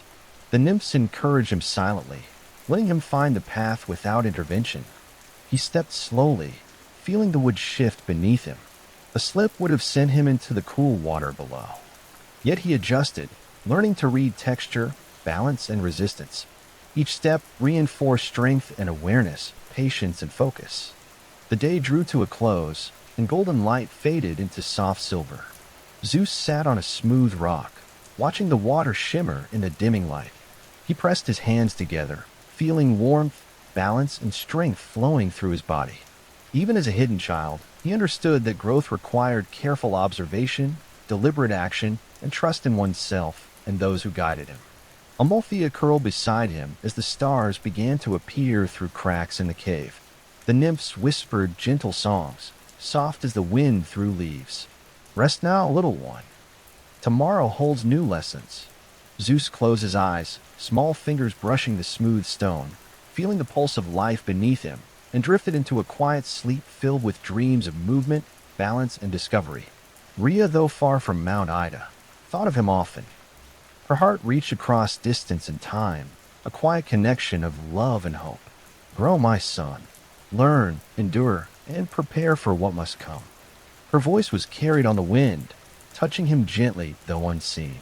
And so, within the hidden sanctuary of Mount Ida, Zeus faced his first subtle challenges. Each movement, each trial, each observation strengthened the body and mind. Every small triumph, every careful step, built the foundation for the destiny awaiting him beyond the cave. The child who would rise against Cronus was learning, growing, and preparing, quietly but relentlessly, within the rhythm of stone, water, nymphs, and Amalthea's warmth. Zeus had grown taller now, his limbs strong and agile, his senses sharp to the quiet rhythms of Mount Ida. The cave, once simply a shelter, had become a living teacher. Every stone, every shadow, every ripple in the stream whispered lessons in patience, balance, and awareness. Amalthea's warmth remained a constant companion. She nuzzled him when he stumbled, her breath steady against his small neck. Zeus learned to lean into her guidance, to feel her presence as support and rhythm. In her quiet strength, he understood instinctively that care could be both soft and enduring. The nymphs continued to guide him with subtle challenges. They led him along rocky ledges, encouraged him to cross narrow streams, and left small obstacles along his path. "Observe carefully, little one," they whispered. "Every movement has consequences. Every choice carries weight." Zeus moved with increasing awareness. He felt the subtle shifts in stone beneath his hands, the texture of bark along the branches he grasped, and the slight movements of water as he balanced across the stream. Each step became deliberate, each breath measured, each glance full of curiosity. He laughed softly when he stumbled, and the nymph's gentle encouragement made him rise again. Even the rhythm of the Curetes' shields became a lesson. Their steady clashing cadence was a heartbeat of protection, masking his cries from Cronus. Zeus absorbed the rhythm into his own movements, learning timing, coordination, and instinctive response. He mimicked their steps, crouched, and leapt in imitation, and even when he faltered, he gained understanding of balance, patience, and vigilance. One day, as he climbed a higher ledge in the cave, he paused to watch sunlight spill through a narrow crack. The light touched the stones, flickering across walls and creating dancing shadows. Zeus reached his small hands toward the shifting patterns, fascinated by the way light and movement intertwined. He felt the warmth of the sun against his skin, cool stone beneath his feet, and the gentle breeze that whispered through the cave. In that moment, he understood the subtle lesson of observation, seeing without interference, feeling without haste, learning without expectation. Amalthea nudged him gently. Zeus leaned against her, breathing in her warmth and listening to her steady presence. The lesson of care and support sank deeper into him. Strength was not only in muscle, but in awareness and calm, in the harmony of movement and thought. The nymphs brought new challenges as well. They placed fallen branches across narrow crevices and left small stones in his path. Zeus navigated carefully, testing each surface before stepping. His small hands gripped the uneven edges, his fingers tracing textures, and his legs adjusted instinctively to maintain balance. Even in play, the lessons of survival and awareness were deeply embedded. The world outside the cave, though unseen, began to stir in his imagination. He could feel the pulse of life beyond walls, the subtle vibrations carried by wind and earth. The mountain air brought scents of pine and grass, of distant rivers and hidden valleys. Zeus breathed deeply, small chest rising and falling, absorbing the rhythm of the world beyond and the protection of the hidden sanctuary. He observed the small creatures that entered the cave, hares, birds, and insects. Each movement fascinated him, teaching him the subtleties of timing, speed, and awareness. He crouched quietly, holding his breath, learning instinctively that patience often preceded success. Though he did not yet act on his destiny, the lessons of observation and restraint were forming the foundation of a powerful mind and body. Amalthea's guidance was constant. She pressed close when he needed balance, nuzzled him when he felt uncertainty, and allowed him independence when he sought it. Through her presence, Zeus learned the balance of trust and self-reliance. He understood instinctively that strength required both support and action. The nymphs' stories continued to weave subtle lessons. They spoke of distant mountains, flowing rivers, the vast sky, and hidden creatures of the forest. They hinted at siblings he had yet to meet, swallowed by Cronus, though their names remained unspoken. Zeus absorbed these tales not as fear or sorrow, but as quiet curiosity, understanding that life was complex, full of unseen threads, and waiting to be discovered. The child's curiosity expanded each day. He tested his strength along the rocky ledges, explored hidden crevices, and crossed small pools of water with care. He observed the ripple of water, the texture of stone, the pattern of shadows, and the movement of leaves in the wind. Even the faintest sound, twigs snapping or water flowing, became a lesson in patience, perception, and subtlety. Zeus learned the rhythms of Mount Ida as if they were his own heartbeat. The sun's movement, the shifting shadows, the flow of streams, the rustle of leaves, and the rhythmic beat of the Curides' shields all combined into a living lesson. He internalized these lessons, moving with increasing awareness and growing strength. His body became coordinated, his mind attentive, his instincts sharp and ready. Amalthea and the nymphs watched him carefully. They encouraged him without interference, letting him explore, stumble, and rise on his own. Every success builds confidence. Every challenge reinforced caution and planning. Zeus absorbed the lessons silently, yet deeply, becoming aware of his own growing power and the responsibility that came with it. Even in quiet moments, Zeus reflected. He felt the presence of something larger, a destiny whispered in the wind, hinted at in the rhythm of the cave, the flow of water, and the warmth of Amalthea. He did not yet know the full story, yet he sensed that life beyond the hidden cave awaited him, that the world would call upon him, and that strength alone would not suffice. Wisdom and patience would be necessary. The sun began to set, casting long shadows across the cave. Zeus crouched on a smooth rock, small hands pressed against the stone, feeling the vibrations beneath him. He breathed deeply, absorbing the warmth of Amalthea, the soft presence of the nymphs, and the steady rhythm of the Curides' shields. Every detail of the hidden world had shaped him, preparing him for the challenges yet to come. As twilight deepened, the stars began to glimmer through cracks in the cave ceiling. Zeus watched them, small fingers reaching toward the distant points of light. He felt the pull of something beyond, a faint whisper of destiny carried across the mountains, the rivers, and the unseen world. Though he was still hidden, still a child in body and mind, the stirrings of the future coursed quietly within him. Mount Ida remained a sanctuary, a world of careful guidance, gentle challenge, and patient growth. And within its shadowed walls, the child who would one day rise against fear, reclaim his siblings, and challenge the course of fate learned strength, wisdom, and awareness, quietly, deliberately, and inevitably. Zeus had grown steadily, his small body strong, agile, and precise.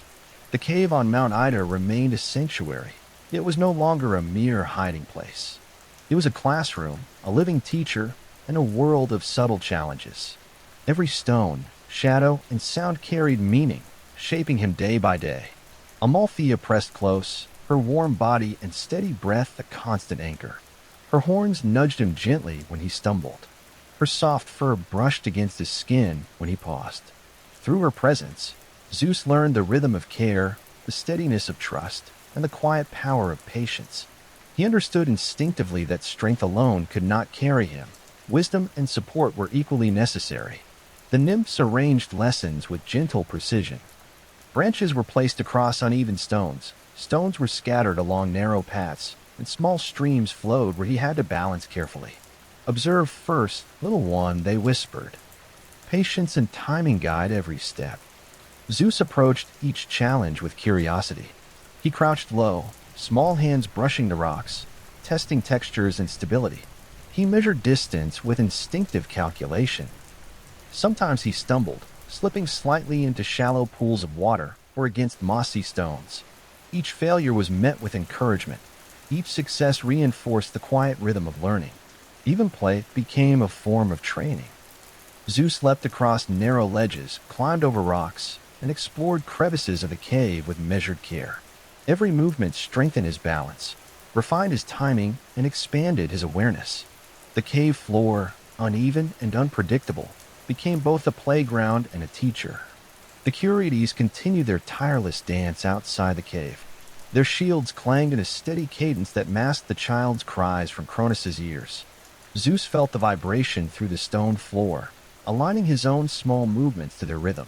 He learned coordination, anticipation, and patience, understanding instinctively that every motion had purpose and consequence. One afternoon, as golden sunlight filtered through the cracks, Zeus noticed a small fissure in the cave wall. The wind carried scents from beyond the hidden sanctuary: pine, damp earth, distant streams, and the faint trace of life moving unseen. Zeus's fingers traced the fissure, feeling the rough texture of the stone. He observed carefully, noticing the tiniest movements of dust and leaf stirred by the wind. Though no danger was present, he understood instinctively that the world beyond was alive, ever-changing, and full of lessons to learn. Amalthea nudged him gently, sensing his heightened attention. Zeus leaned into her, breathing in the warmth and calm strength she radiated. He understood that guidance, support, and steady presence were as powerful as movement, observation, or strength. The nymphs arranged a subtle challenge near the stream. Branches were placed precariously across the flowing water, leaves slick from morning dew, and stones submerged beneath shallow ripples. Zeus crouched, small fingers brushing the edges of each obstacle. He paused, calculated, and stepped deliberately. Each choice required attention and patience. Each movement demanded balance. Occasionally, small animals visited the cave. A hare darted through shadows. A bird landed briefly on a ledge. Zeus observed, crouched, and moved slowly. He learned instinctively about timing, observation, and restraint. Even when he could not touch the creatures, he felt the thrill of awareness, understanding the subtle pulse of life moving around him. Amalthea and the nymphs remained vigilant, offering guidance without interference. Zeus learned independence through careful oversight, realizing that mistakes were lessons, and success required both courage and awareness. As he explored, the patterns of nature revealed themselves. Sunlight shifted across the walls with the passage of time. Water flowed gently over stones, carrying lessons in cause and effect. Wind rustled leaves, whispering secrets of movement, timing, and patience. Zeus absorbed these patterns quietly, internalizing their lessons without words, without haste. Even in moments of rest, Zeus learned. He would sit on a smooth stone, small hands pressed against the cool surface, listening to the distant murmur of streams, the faint rustle of leaves, and the rhythm of the Curetes' shields outside. He felt the pulse of life beneath him and the flow of energy through the cave. Patience and awareness became second nature, each breath a practice of focus and calm. The nymphs' stories continued, full of imagery and subtle wisdom. They spoke of mountains, forests, rivers, and oceans, of hidden creatures, and of forces unseen yet deeply present. They hinted at siblings he had not yet met, swallowed by Cronus, and though the names were unspoken, Zeus absorbed the lesson of unseen connections, of life moving beyond immediate perception. Zeus's curiosity expanded with each passing day. He climbed higher into the cave, tested slippery stones, and balanced on narrow ledges. He traced streams, observed their flow, and understood the subtle changes caused by movement and gravity. Even laughter became part of learning, echoing softly through the cave, teaching him about space, sound, and the interaction of force and resistance. Amalthea remained his anchor. Her steady warmth, gentle nudges, and unwavering presence reinforced lessons of trust, balance, and resilience. Zeus began to understand instinctively that strength alone was insufficient. Success requires perception, patience, and quiet wisdom.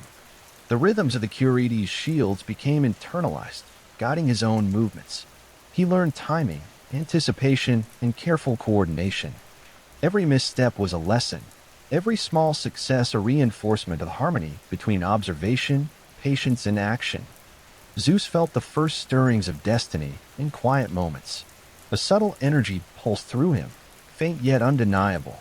He did not yet understand its nature or purpose, but he sensed the weight of the world beyond the cave and the responsibilities that awaited him. Even hidden, even young, he understood instinctively that patience, wisdom, and awareness would be as vital as strength. As the sun set, casting long shadows across the cave walls, Zeus crouched on a smooth rock, small hands pressed against stone, and breathed deeply. Amalthea curled beside him, her warmth soothing and steady. The nymphs whispered soft songs, weaving patterns of sound and rhythm through the cave. Mount Ida remained a sanctuary, a hidden world of protection, challenge, and growth. And within its quiet shadows, the child destined to rise against Cronus, to reclaim what was lost, and to shape the fate of gods and mortals alike learned patience, wisdom, and strength, quietly, deliberately, and inevitably. Zeus had grown stronger each day, his small frame now agile, coordinated, and attentive to every detail of Mount Ida. The cave, though hidden and protective, was no longer merely a shelter. It was a world of learning, a universe of discovery. Every stone, every shadow, every flicker of sunlight and whisper of wind offered lessons in patience, balance, and the subtle rhythms of life.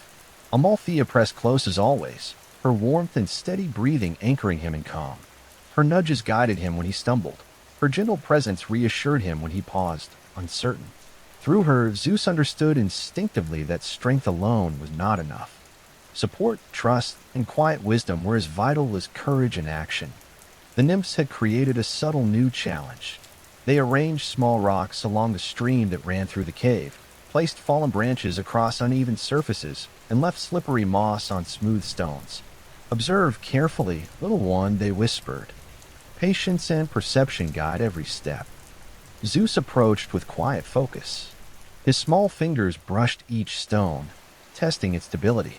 He crouched low, shifting weight carefully, feeling the texture of bark, the slickness of moss, and the flow of water beneath his feet. He stepped deliberately, sensing the rhythm of the cave, the vibration of the ground, and the pulse of the world around him. Even when he stumbled, he rose with measured patience. Amalthea nudged him gently, pressing close, and the nymphs offered quiet encouragement. Each mistake became a lesson, each success a reinforcement of careful observation and deliberate action. Play, too, was part of his learning. Zeus leapt across narrow ledges, climbed jagged rocks, and explored hidden crevices of the cave. He balanced carefully on fallen branches, crossed shallow streams, and tested his strength against the uneven terrain. Every movement taught coordination, timing, and subtle awareness. The cave, once a hidden refuge, had become a training ground for mind and body alike. The Curetes maintained their vigilant rhythm outside, shields clashing in steady cadence. Zeus felt the vibrations through the cave floor, aligning his own movements with the beat. He learned timing, anticipation, and instinctive response. Even when he faltered, he adjusted, internalizing lessons of balance, patience, and rhythm. One afternoon, sunlight filtered through a narrow crack, illuminating a cluster of smooth stones. Zeus reached for them, feeling their polished surfaces, noting the way the light flickered across each edge. He traced the contours with small fingers, learning the subtle lessons of touch, observation, and spatial awareness. Amalthea nudged him gently, and he leaned against her warmth, absorbing the quiet lesson of support and trust. The nymphs watched silently, guiding without interference. They placed obstacles strategically, branches over streams, stones hidden beneath leaves, and gentle slopes of moss. Zeus navigated each challenge, learning to move deliberately, to calculate weight and distance, and to anticipate the smallest shifts in his environment. Small creatures occasionally wandered near him. Hares darted across shadows. Birds landed briefly on ledges. Zeus crouched, observed, and moved slowly, absorbing the subtleties of movement, timing, and restraint. He learned patience, understanding that observation often preceded action. Amalthea remained a constant guide. Her nudges reminded him to move carefully. Her warmth reinforced trust. Her steady presence encouraged independence. Through her, Zeus discovered the balance between reliance and self-sufficiency. Strength alone could not carry him forward. Wisdom, patience, and awareness were equally necessary. The nymphs continue their stories, weaving lessons into descriptions of distant mountains, flowing rivers, and vast forests. They spoke of creatures both gentle and fierce, of forces unseen yet present in every part of nature. They hinted at siblings swallowed by Cronus, though their names remained unspoken. Zeus absorbed the lessons, understanding instinctively the interconnectedness of life, the weight of responsibility, and the need for foresight. Each day, his curiosity expanded. He climbed higher, balanced more carefully, and tested his growing strength against every challenge the cave presented.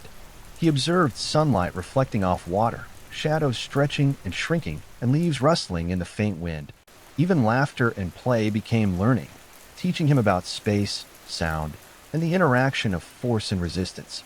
Amalthea's presence grounded him. Her warmth, gentle nudges, and unwavering care taught him trust, balance, and resilience. He realized instinctively that wisdom was as important as strength, and that careful observation often led to greater power than reckless action. The rhythm of the Curetes' shields became a pulse within him. Zeus moved in harmony with it, feeling coordination, anticipation, and instinctive response flow through his body. Even small mistakes refined his perception, while every careful step strengthened patience and awareness. For the first time, Zeus felt a stirring within him, a faint pulse of power that did not come from muscle or movement alone. It was quiet, subtle, and undeniable. He did not yet understand its nature, but he sensed the weight of something larger, a force growing in tandem with his own awareness and strength. He felt the pull of destiny, the silent promise of future challenges, and the necessity of preparation. As the sun set, casting long shadows across the cave, Zeus crouched on a smooth stone. Small hands pressed against the cool surface, he felt the pulse of the world beneath him and the quiet power growing within. Amalthea curled beside him, her warmth steadying and soothing. The nymph's soft songs wove a gentle rhythm through the cave, guiding him toward calm, focus, and awareness. Mount Ida remained a sanctuary, a world of protection, guidance, and quiet growth. And within its shadowed walls, the child who would one day rise against Cronus, reclaim his siblings, and shape the fate of gods and mortals alike learned patience, wisdom, and the first subtle stirrings of power, quietly, deliberately, and inevitably. Zeus had grown steadily, his body now strong, his movements precise, and his senses alert to every sound and shadow of Mount Ida. The cave, once merely a hidden refuge, had become a world of learning and discovery. Every corner a lesson in patience, balance, and awareness. Amalthea pressed close, her warmth steadying him as he explored. Her gentle nudges guided him when he stumbled. Her breath, calm and rhythmic, anchored him when his curiosity led him toward uncertainty. Through her presence, Zeus understood instinctively that strength alone was not enough. Trust, patience, and observation were equally vital. The nymphs had prepared a new challenge. A small fissure in a cave led to a narrow crevice, barely wide enough for the child to pass. Beyond it, sunlight flickered, and the sound of flowing water whispered promises of discovery. "Observe carefully, little one," the nymphs murmured softly. "Patience and courage guide every step." Zeus approached the crevice cautiously. Small hands tested the edges of the stone, feeling roughness, smoothness, and subtle shifts beneath his fingers. He crouched low, shifting his weight deliberately, sensing the stability of each step. Even a minor slip could send him into the shallow pool below. He paused, took a breath, and stepped forward, carefully balancing, instinctively coordinating every motion. Amalthea pressed close, providing warmth and reassurance. Her presence reminded him that support and trust were as crucial as courage and careful movement. Zeus's small heart beat steadily, the rhythm of the Curides' shields outside blending with the pulse of the cave beneath him. Every sound, every vibration guided him, sharpening awareness and focus. The nymphs encouraged him silently, their soft whispers woven into the rustle of leaves and the flow of water. Zeus advanced slowly, testing the crevice, adjusting his balance, and moving with deliberate care. Each step became a lesson in coordination, patience, and instinctive judgment. As he crossed the narrow passage, a small shadow flickered across the walls. A mountain hare darted through the cave, paws barely touching the stone. Zeus crouched low, observing, small hands poised instinctively. He did not reach to touch, yet he absorbed the lesson of timing, awareness, and restraint. Patience, he realized, often preceded action. Amalthea nudged him gently when he paused. Zeus leaned into her warmth, feeling steady and calm. Through her guidance, he learned the subtle rhythm of care and the quiet strength found in trust. He understood that courage was not the absence of fear, but the presence of careful awareness. The nymphs arranged another challenge near the stream. Fallen branches arched over the flowing water, slippery from morning dew. Smooth stones lay partially submerged, reflecting the flickering sunlight. Zeus crouched, small fingers brushing edges, testing surfaces and measuring distance. Every movement required focus, patience, and careful calculation. Even the small creatures of the cave became teachers. Birds perched on ledges, insects crawled over mossy rocks, and tiny lizards darted along the walls. Zeus observed quietly, learning subtle shifts in movement, timing, and instinct. He realized that awareness and patience were as important as strength, and that each interaction with the world offered lessons in perception and care. Amalthea remained his anchor, nudging him when he wavered, radiating warmth when uncertainty arose. Zeus learned the balance between independence and support, understanding that reliance and self-sufficiency must exist together. The rhythms of the Curides' shields continued outside the cave. Their steady cadence became a heartbeat for him, guiding movements, reinforcing patience and strengthening coordination. Even when he faltered, he adjusted instinctively, internalizing the lessons of balance, timing and vigilance. One afternoon, sunlight spilled through a crack in the ceiling, illuminating a hidden alcove. Zeus crawled forward, small fingers tracing the contours of stone. He felt the texture, temperature, and stability beneath his touch, learning subtle lessons in observation and awareness. Amalthea nudged him gently, reinforcing the rhythm of support and trust. The nymphs whispered softly, observed, moved carefully, and learned the lesson of balance. Zeus explored the alcove thoroughly. He leapt over stones, crossed shallow pools, and balanced on narrow ledges. Every movement refined coordination, timing, and strength. The cave had become more than a sanctuary. It was a world of discovery, subtle challenge, and gentle guidance. Even at rest, Zeus absorbed lessons. He crouched on a smooth rock, small hands pressed against the cool surface, and listened to the gentle flow of water, the rustle of leaves, and the rhythm of the Curides' shields.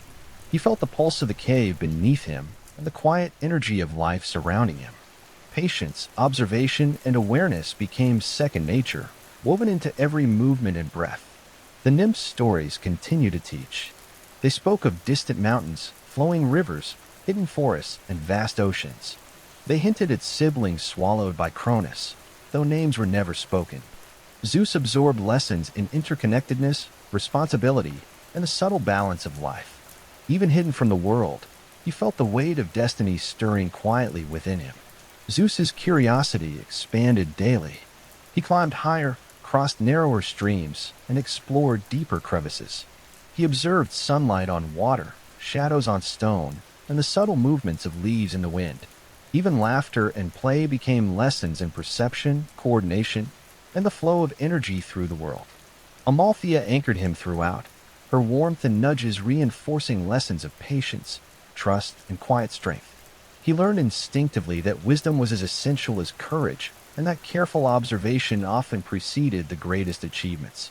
The pulse of power began to stir more clearly within him. It was subtle, a quiet energy, intertwined with the lessons of the cave, Amalthea, and the nymphs. Zeus did not yet understand its nature, but he sensed the force, the whisper of destiny, and the necessity of preparation for the challenges awaiting him beyond Mount Ida. As twilight spread its soft light across the cave, Zeus crouched on a smooth rock, small hands pressed against cool stone. He felt the pulse of the world beneath him and the quiet energy growing within. Amalthea curled beside him, her warmth steady and soothing. The nymphs' gentle songs wove a rhythm of calm focus and awareness through the cave. Mount Ida remained a sanctuary, a hidden world of protection, guidance, and patient growth.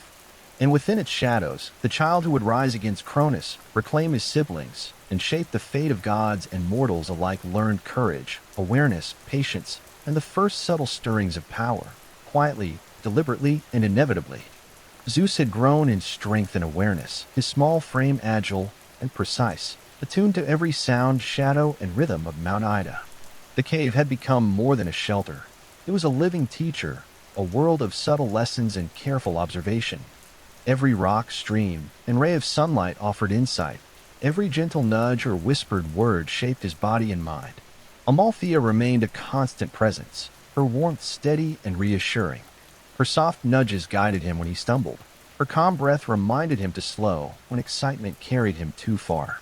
Through her, Zeus understood that strength alone could not carry him. Patience, trust, and careful awareness were equally important. The nymphs had arranged a new lesson. A narrow passage led toward the deeper parts of the cave, partially hidden behind a cluster of moss-covered stones. The shadows danced across the walls as the sun shifted, creating illusions of movement that tested both focus and perception. "Observe closely, little one," whispered the nymphs. "Not everything is as it seems." Zeus approached slowly. Small fingers brushed the rough stone, tracing cracks and texture. He crouched low, shifting weight deliberately, sensing each step and testing stability. A sudden gust of wind carried dust and leaves across the floor. Zeus paused, small eyes tracking movement, noting patterns, learning instinctively that attention and patience were as vital as strength. Amalthea pressed close, her warmth steadying him. Zeus leaned against her, breathing calmly, and felt a quiet courage growing within. He realized that even when shadows obscured the path, calm observation and careful movement would guide him safely. The nymphs watched quietly, guiding without interference. They left small stones and branches along the path, each an opportunity to test balance and judgment. Zeus moved carefully, shifting his weight, placing fingers and toes with precision, and adapting instinctively to every change beneath him. Even when a stone wobbled or moss slipped beneath his foot, he adjusted with awareness and focus. Small creatures occasionally appeared in the shadows: hares, birds, and insects. Zeus crouched and observed without attempting to capture, learning restraint and timing. Patience became part of him, and awareness deepened with every encounter. Amalthea nudged him gently when he hesitated. Her warm presence reminded him that trust and support were as important as courage. Zeus understood that reliance and independence could coexist, and that each small choice carried weight and consequence. The rhythm of the Curetes' shields outside remained a steady heartbeat through the cave.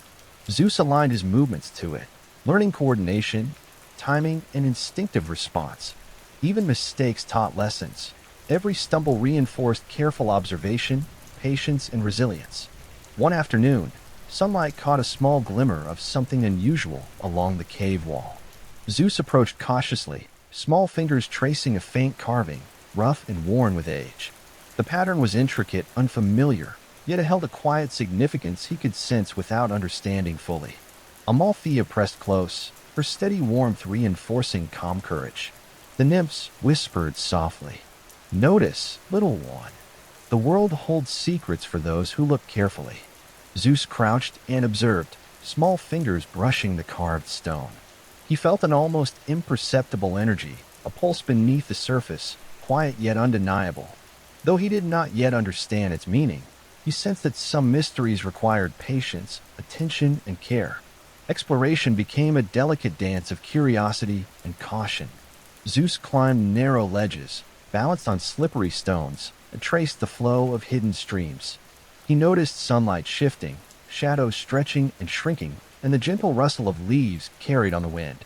Every movement, every pause, taught him balance, perception, and control. Even moments of rest were lessons. Zeus crouched on smooth rocks, hands pressed against cool stone, listening to the quiet murmur of streams, the faint beat of the Curetes' shields, and the soft whisper of the nymphs. He felt the pulse of the cave, the subtle energy of life surrounding him, and the first stirrings of power growing quietly within. The nymphs' stories continued, layered with subtle lessons. They spoke of distant mountains, flowing rivers, hidden forests, and the creatures that dwelled within them. They hinted at siblings swallowed by Cronus, yet unspoken names carried a quiet weight. Zeus absorbed these tales with curiosity, learning about connection, responsibility, and the unseen threads that linked the world. Amalthea remained his anchor through every challenge. Her nudges reminded him of caution, her warmth of trust, and her presence of resilience. Zeus understood instinctively that wisdom and patience were as essential as strength. The shadows along the walls seemed to move with a life of their own. Zeus noticed that not every movement was real. Some were reflections, illusions, or tricks of light. He paused, small fingers brushing the stone, and realized that perception required careful attention, observation, and patience. Not everything was as it appeared, yet understanding came from quiet focus. As twilight fell, the cave glowed softly in silver light. Zeus crouched on a smooth rock, small hands pressed against stone, absorbing the rhythm of life surrounding him. Amalthea curled beside him, her warmth steady and soothing. The nymphs' gentle songs wove a quiet rhythm, blending with the soft pulse of the cave and the distant cadence of the Curetes' shields. Mount Ida remained a sanctuary, a hidden world of protection, growth, and subtle discovery. And within its shadowed walls, the child who would rise against Cronus, reclaim his siblings, and shape the fate of gods and mortals alike learned courage, awareness, patience, and the first quiet understanding of secrets, quietly, deliberately, and inevitably. Zeus had grown stronger and more aware with each passing day, his body agile, his senses keen, and his mind quietly observant. Mount Ida's cave, once a simple refuge, had become a vast world of subtle lessons. Every stone, shadow, and flicker of sunlight offered insight. Every whisper of wind or ripple of water carried knowledge. Amalthea remained at his side, her warmth steadying him. Her gentle nudges guided him when he stumbled, Her soft breath reassured him when curiosity drew him too far. Through her, Zeus learned that strength alone would never be enough. Patience, observation, and trust were just as necessary as courage and determination. The nymphs had discovered a hidden stream that flowed quietly beneath the rocks. Its presence was almost imperceptible, a gentle murmur of water weaving through crevices, smooth stones, and moss-covered ledges. "Observe carefully, little one," they whispered. "The world holds secrets for those who look closely." Zeus approached the stream cautiously. Small hands traced the edges of stones, feeling smoothness, roughness, and the subtle shifts beneath his fingers. He crouched low, small feet testing each surface, every step deliberate. Even a minor slip could send him into the cool water, yet he moved with focus and care, learning the rhythm of the hidden flow. Amalthea pressed close, her warmth grounding him. Zeus leaned against her, small chest rising and falling steadily as he felt the quiet courage growing within. He realized that even when paths were uncertain or shadows obscured the way, observation and careful action guided him safely. The nymphs left subtle challenges along the stream's path. Smooth stones, narrow ledges, and fallen branches required delicate balance. Zeus adjusted his movements instinctively, shifting weight, testing surfaces, and coordinating hands and feet. Even when he stumbled slightly, he corrected himself, absorbing lessons in awareness, timing, and resilience. Small creatures emerged near the stream. A hare bounded across shadows, a bird alighted briefly on a ledge, and insects crawled over mossy stones. Zeus crouched and observed, learning timing, patience, and restraint. He understood that awareness often preceded action, and that quiet observation could teach more than force. Amalthea nudged him gently when he hesitated. Her presence reminded him that trust and support were as important as courage. Zeus realized that reliance and independence could coexist, each reinforcing the other. The rhythm of the Curetes' shields outside continued to echo through the cave. Zeus felt the vibrations through the stone, aligning his movements with a steady pulse. Coordination, timing, and instinctive response strengthened with each step. Even minor missteps offered lessons, reinforcing careful observation and patience. As he followed the stream, sunlight filtered through cracks in the ceiling, reflecting off the water and casting dancing patterns across the cave walls. Zeus reached toward the shimmering light, fascinated by the way it moved with the flowing water. He felt the cool air on his skin, the gentle touch of water droplets, and the smooth texture of stones beneath his hands. Observation became instinctive, each detail reinforcing awareness and perception. Amalthea remained beside him, nudging and guiding, her warmth a constant anchor. Zeus learned the balance between trust and self-reliance, understanding that every step required both courage and careful judgment. The nymphs' stories continued, weaving lessons into descriptions of mountains, forests, rivers, and oceans. They spoke of hidden creatures, the forces of nature, and siblings swallowed by Cronus. Though the names were unspoken, the lessons were clear. Responsibility, patience, and awareness were vital to every action. Zeus's curiosity expanded daily. He explored deeper crevices, tested narrower ledges, and followed the hidden stream through twisting passages. He observed sunlight reflecting off water, shadows stretching and shrinking, and leaves rustling in the wind. Even laughter and play became lessons in perception, coordination, and the subtle energy flowing through the cave. Amalthea anchored him throughout every exploration. Her warmth, gentle nudges, and calm presence reinforced lessons of patience, trust, and resilience. Zeus understood instinctively that wisdom was as essential as courage, and that careful observation often preceded achievement. The hidden stream revealed new lessons with every step. Zeus noticed how water flowed over stones, how moss absorbed moisture, and how tiny currents could shift pebbles. Each observation taught cause and effect, patience, and the subtleties of interaction between elements of nature. The first stirrings of power within Zeus became more noticeable. It was quiet, subtle, intertwined with lessons of balance, awareness, and careful observation. He did not yet understand it fully, but he sensed its presence and the necessity of preparation for future challenges. Twilight spread across the cave, silver light illuminating the hidden stream. Zeus crouched on a smooth stone, hands pressed against cool surfaces, absorbing the rhythm of life around him. Amalthea curled beside him, her warmth steady and soothing. The nymph's gentle songs blended with the pulse of the Curides' shields, weaving calm focus and awareness into the atmosphere. Mount Ida remained a sanctuary, a hidden world of protection, guidance, and quiet discovery. And within its shadowed walls, the child who would rise against Cronus, reclaim his siblings, and shape the fate of gods and mortals alike learned patience, observation, courage, and the first subtle understanding of hidden forces, quietly, deliberately, and inevitably. Zeus crept along the narrow ledge, small hands gripping the cool stone. The air smelled faintly of damp moss and distant pine. A quiet trickle of water echoed through the cavern, blending with the faint shuffle of Amalthea's hooves against the stone floor. He reached a hollow where the stream widened slightly, forming a shallow pool. The water rippled gently as he dipped a finger in, feeling the cool flow glide over his skin. The nymphs had left thin branches across the pool. Zeus stepped carefully, testing each one before placing his weight, toes balancing on uneven surfaces. A shadow flickered across the wall, a hair darting between rocks. Zeus crouched low, small chest rising and falling steadily, eyes following the movement. The hair paused near the pool, ears twitching, nose quivering. Zeus held still, small fingers pressing against the stone, feeling the vibration beneath him, sensing the delicate rhythm of life around him. Amalthea nudged him gently, guiding his balance. Zeus leaned into her warmth, small hands steadying against her side. The shadow of the hair dissolved as it bounded away, leaving only the echo of soft thumps against stone. The pool reflected light from a crack above, fractured into patterns of gold and silver. Zeus traced the shifting reflections with wide eyes, fingers skimming the surface. Water lapped gently against the stones, sending tiny ripples outward. Each ripple carried a whisper of motion that he watched and anticipated, learning subtle lessons of timing and consequence. A small insect crawled along a mossy stone.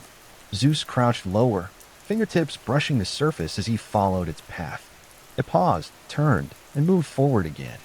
He followed without reaching, small eyes noting every movement, every shift, every subtle change in rhythm. The sound of the Curides' shields clanged faintly through the cavern. Zeus moved in quiet harmony with the distant beat, small body balancing, toes gripping slippery stone, hands pressing against uneven surfaces. Even a minor wobble brought adjustment, subtle shifts of weight, small corrections of balance, careful coordination between body and environment. He climbed a ledge above the pool, hands trailing along the cool stone wall. Sunlight splintered through cracks, falling in golden beams across the moss. Zeus tilted his head, feeling warmth on his face, cool stone beneath his fingers, and Amalthea's steady presence at his side. The ledge narrowed, and he paused, small toes gripping edges, small hands probing for stability. A tiny ripple from the pool below caught his attention. He crouched, feeling the stone beneath him vibrate faintly as water flowed. The ripple shifted, reflecting fractured light across walls, creating fleeting patterns that danced across his vision. He reached toward them instinctively, fingers brushing air, watching the changing shapes with quiet curiosity. Amalthea pressed close, steadying him when he shifted. Zeus leaned gently into her, chest rising and falling in measured rhythm. He realized that each motion, each adjustment, required awareness, patience, and quiet timing. A cluster of smooth stones lay ahead, partially submerged in the pool. Zeus shifted forward carefully, toes gripping narrow edges, hands pressing into rough surfaces. Water splashed lightly around him, cool against his skin, but he moved steadily, anticipating each ripple and vibration. The cavern narrowed, walls arching overhead. Zeus crouched low, small fingers trailing along the stone, balancing as he crossed uneven surfaces. Shadows stretched and shrank with the shifting light, moving across walls and water. He moved without hesitation, carefully placing each step, small chest steady, fingers tracing texture and stability. A sudden gust of wind carried the faint scent of wildflowers from outside. Zeus paused, small nose twitching, feeling the shift in air, the vibration of leaves and distant branches. He adjusted stance slightly, toes gripping stone, hands steadying against rough surfaces. Amalthea nudged him softly, a quiet reminder of balance and support. Zeus reached a small hollow at the far end of the cavern. Water pooled in smooth indentations, reflecting fractured sunlight in gentle waves. He crouched, small hands skimming the surface, feeling the movement beneath his touch. Each ripple was a lesson, each reflection a subtle puzzle of light and motion. The hare returned, cautiously bounding across stones. Zeus crouched and watched, small fingers pressing against cool surfaces, toes gripping narrow ledges. The hare paused, sniffing, then darted along a shadowed path. Zeus followed with eyes alone, noting the rhythm, the timing, the careful coordination of movement. Amalthea pressed closer, warm body steadying him as he crouched on a narrow ledge. The water flowed steadily below, carrying tiny ripples outward, reflecting fractured light across walls. Zeus tilted his head, small hands tracing edges of stones, observing every shift in pattern and motion. The cavern echoed with soft sounds, water lapping against stone, distant shuffle of Amalthea's hooves, faint hum of the Curides' shields outside. Zeus balanced carefully, shifting weight as needed, small body moving in quiet harmony with the environment. Even a minor misstep was corrected instinctively, small adjustments of hand and foot guiding him safely along the narrow ledges. He crouched at the edge of the pool, fingertips skimming the water, toes gripping stone.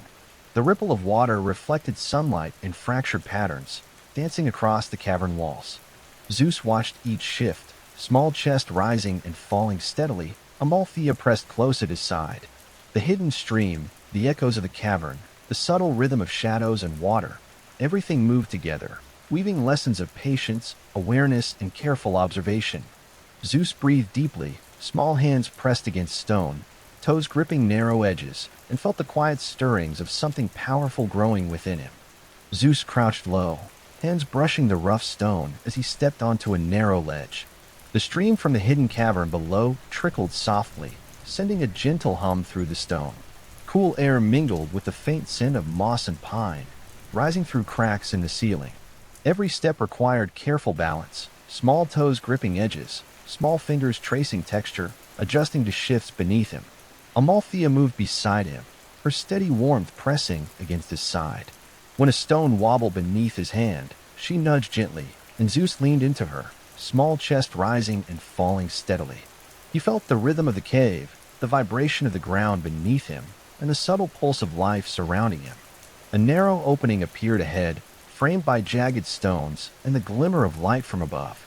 Zeus paused, small eyes tracing every edge, fingertips pressing along surfaces to test stability. He bent low, chest nearly touching the stone, toes gripping the uneven ledge as he inched forward. A hare darted across a shadow near the stream, nose twitching, ears alert. Zeus crouched, hands steady, watching its careful movements. The hare bounded away, leaving soft echoes of thumps against stone. Zeus mirrored its stillness, crouching low, learning the rhythm of motion and patience in observation. The nymph's whispers drifted through the air, subtle as wind through leaves. Move slowly. Observe closely. Zeus adjusted weight carefully, small fingers pressing into cracks, balancing against a narrow ledge. Water trickled beneath him, flowing over smooth stones, carrying tiny ripples outward. Zeus dipped a finger lightly into the stream, feeling cool movement against his skin. He traced the patterns of the ripples, noting how each small movement of water shifted reflections across walls. Each ripple, each wave taught him the subtle lesson of cause and effect. Amalthea nudged him again when he hesitated. Zeus leaned into her warmth, feeling steady and calm. He understood that even a small presence could provide strength, just as a careful touch could prevent a stumble. The ledge narrowed further, jagged stone pressing close to his side. Zeus bent lower, balancing carefully, hands tracing every surface. A small cluster of moss-covered stones appeared beneath him, some loose, some secure. He tested each one before placing weight, toes gripping edges, fingers steadying against stone. A faint gust of wind carried the scent of wildflowers from outside. Zeus paused, small nose twitching, feeling the air shift around him. The wind brushed against his skin, cool and soft, teasing his hair. He adjusted stance, toes gripping tightly, fingers pressing for balance, and continued forward. Sunlight fell in fractured beams, illuminating the jagged stone and casting dancing shadows along the walls. Zeus crouched lower, observing patterns of light and movement, tracking how the shadows shifted with his own motion. Each step required awareness, coordination, and careful anticipation. A tiny insect crawled along a mossy stone nearby. Zeus crouched, watching its slow movements, small fingers hovering near but not touching. He noted the rhythm of its crawl, the careful placement of each leg, and the subtle shifts in balance as it navigated uneven surfaces. Patience and observation became instinctive, woven into every movement of his body. The stream below reflected sunlight, broken into fragments of gold and silver across smooth stones. Zeus leaned slightly, fingertips brushing water, feeling tiny ripples glide against his skin. He studied the shifting reflections, anticipating their movement, learning to adjust to change and subtle motion. Amalthea stayed close, nudging when needed, pressing warmth against him. Zeus leaned gently, small body balanced carefully, and continued along the narrow ledge. Every inch gained was deliberate, every shift calculated with awareness. The cave echoed softly with distant sounds, water lapping against stone, Amalthea's hooves shifting, and faint vibrations from the Curides' shields outside. Zeus felt the pulse of the cavern, small chest rising and falling in rhythm with these subtle echoes. Even minor adjustments required attention, small corrections of hand and foot guiding him forward. A cluster of smooth stones appeared at the next bend, partially submerged in the stream. Zeus crouched, toes gripping narrow ledges, hands pressing into rough surfaces. He tested each stone, small movements deliberate and precise, balancing carefully as he stepped forward. The light above flickered as a breeze stirred through the cracks, casting shifting patterns across the stream and ledges. Zeus followed the movement of light with wide eyes, tracing the rhythm of shadows, adjusting balance, and anticipating changes in the path. A hare appeared again, cautiously stepping near the pool. Zeus crouched, small hands pressed against stone, watching the careful movements. The hare bounded away, leaving soft echoes behind. Zeus mirrored its careful rhythm, crouching low, adjusting balance, and continuing along the narrow path. The ledge finally widened slightly, stone smooth and secure beneath him. Zeus paused, fingertips brushing cool surfaces, small chest rising and falling steadily. Amalthea pressed against him, warmth grounding his body, guiding small adjustments. The narrow path had tested every lesson he had learned: patience, observation, balance, awareness, and the subtle rhythms of movement. Zeus stood upright briefly, small toes gripping stone, hands pressing along the walls, and felt the quiet satisfaction of careful progress. Water flowed gently beneath him, ripples catching sunlight, reflecting fractured light across stone walls. Zeus crouched again, small fingers tracing the edges of stones, toes pressing against narrow ledges. He moved slowly, deliberately, understanding instinctively the delicate harmony of balance, patience, and subtle observation. Amalthea nudged him forward, guiding, steadying, encouraging. Zeus leaned into her warmth, small chest rising and falling in calm rhythm, hands steadying against stone. Every step along the narrow path was a lesson learned, a movement mastered, a rhythm absorbed. The sunlight shifted, shadows stretched and shrank, water rippled softly, and the faint hum of the Curides' shields continued in the distance. Zeus crouched on a smooth stone at the end of the path, fingertips pressing cool surfaces, small body balanced carefully. Amalthea pressed close beside him, warmth steadying, of soft against the stone floor. The narrow path had been conquered, every challenge met with patience, awareness, and quiet courage. Zeus tilted his head, watching the water ripple, the shadows shift, and felt the subtle power growing within him, quiet, deliberate, and inevitable. Zeus stepped cautiously into a small clearing within Mount Ida. The air smelled of damp earth and pine, mingling with the faint sweetness of wildflowers. Sunlight filtered through the leaves, casting dappled patterns across soft moss and scattered stones. Every footfall pressed against soft ground, toes sinking slightly into moss, hands brushing low-hanging branches. Amalthea moved beside him, warm and steady. A gentle nudge reminded him to balance carefully on uneven surfaces. Zeus leaned slightly into her, small chest rising and falling steadily, feeling the calm rhythm of her presence. A narrow stream wound through the grove, water flowing over smooth stones, sparkling in fractured sunlight. Zeus crouched, fingertips skimming the surface, feeling the cool movement glide against his skin. He observed how the current shifted around moss-covered rocks, noting subtle eddies and ripples. Every small detail held a lesson, each movement of water a quiet puzzle to understand. A cluster of stones formed a natural bridge over the stream. Zeus approached slowly, hands tracing the rough surfaces for stability. Small toes pressed carefully against narrow edges, shifting weight with deliberate care. Amalthea pressed close, providing steady warmth and reassurance as he moved. A gentle rustle caught his attention. A hair emerged cautiously, nose twitching, ears alert. Zeus crouched low, watching its movements, small hands pressed against cool stone. The hair paused, then bounded gracefully across the moss, disappearing among ferns and shadows. Zeus mirrored the stillness, learning rhythm, timing, and patient observation. Sunlight shifted as clouds passed overhead, altering the patterns of light on the forest floor. Zeus tilted his head, observing how shadows stretched and shrank, and how sunlight glimmered on flowing water. He traced reflections with fingertips, small fingers brushing the ripples, learning subtle lessons of perception and movement. The nymphs whispered softly through the trees. Observe. Move carefully. Balance with the rhythm of the grove. Zeus adjusted his steps, small hands pressing into moss, toes gripping stones, following the natural flow of the terrain. A small bird landed briefly on a low branch, wings fluttering softly. Zeus crouched lower, watching every movement. He learned patience and restraint, understanding instinctively that observation often taught more than immediate action. Amalthea nudged him gently when he hesitated. Zeus leaned into her warmth, small body steadying, chest rising and falling in calm rhythm. He understood that trust and support could coexist with independence and courage, each reinforcing the other. The stream widened slightly, forming a shallow pool reflecting the canopy above.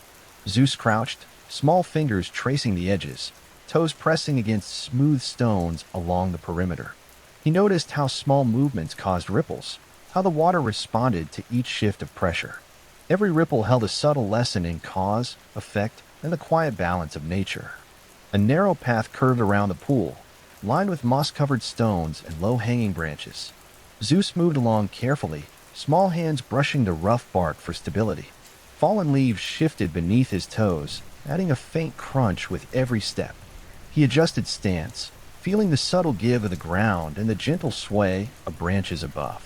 A cluster of smooth stones rose near the center of the grove.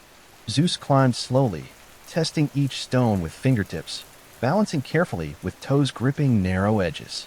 The air smelled faintly of wet stone and pine sap, mingling with the sunlight and warmth on his skin. Amalthea pressed close, steadying him as he moved. A small ripple from the stream below caught his attention. Zeus crouched low, fingertips brushing the water's edge. He observed the gentle curves of the ripples, noting how the current carried small stones and leaves downstream. Even small shifts of water were lessons in motion, timing, and quiet precision. The nymph's whispers continued softly through the grove. Watch, move carefully, feel the rhythm of life around you. Zeus adjusted his body instinctively, small fingers tracing stone, toes gripping edges, movements deliberate and precise. Sunlight shifted again, casting longer shadows across moss and stones. Zeus crouched, small chest rising and falling steadily, eyes tracking every flicker of movement. A hair bounded past, disappearing into shadows.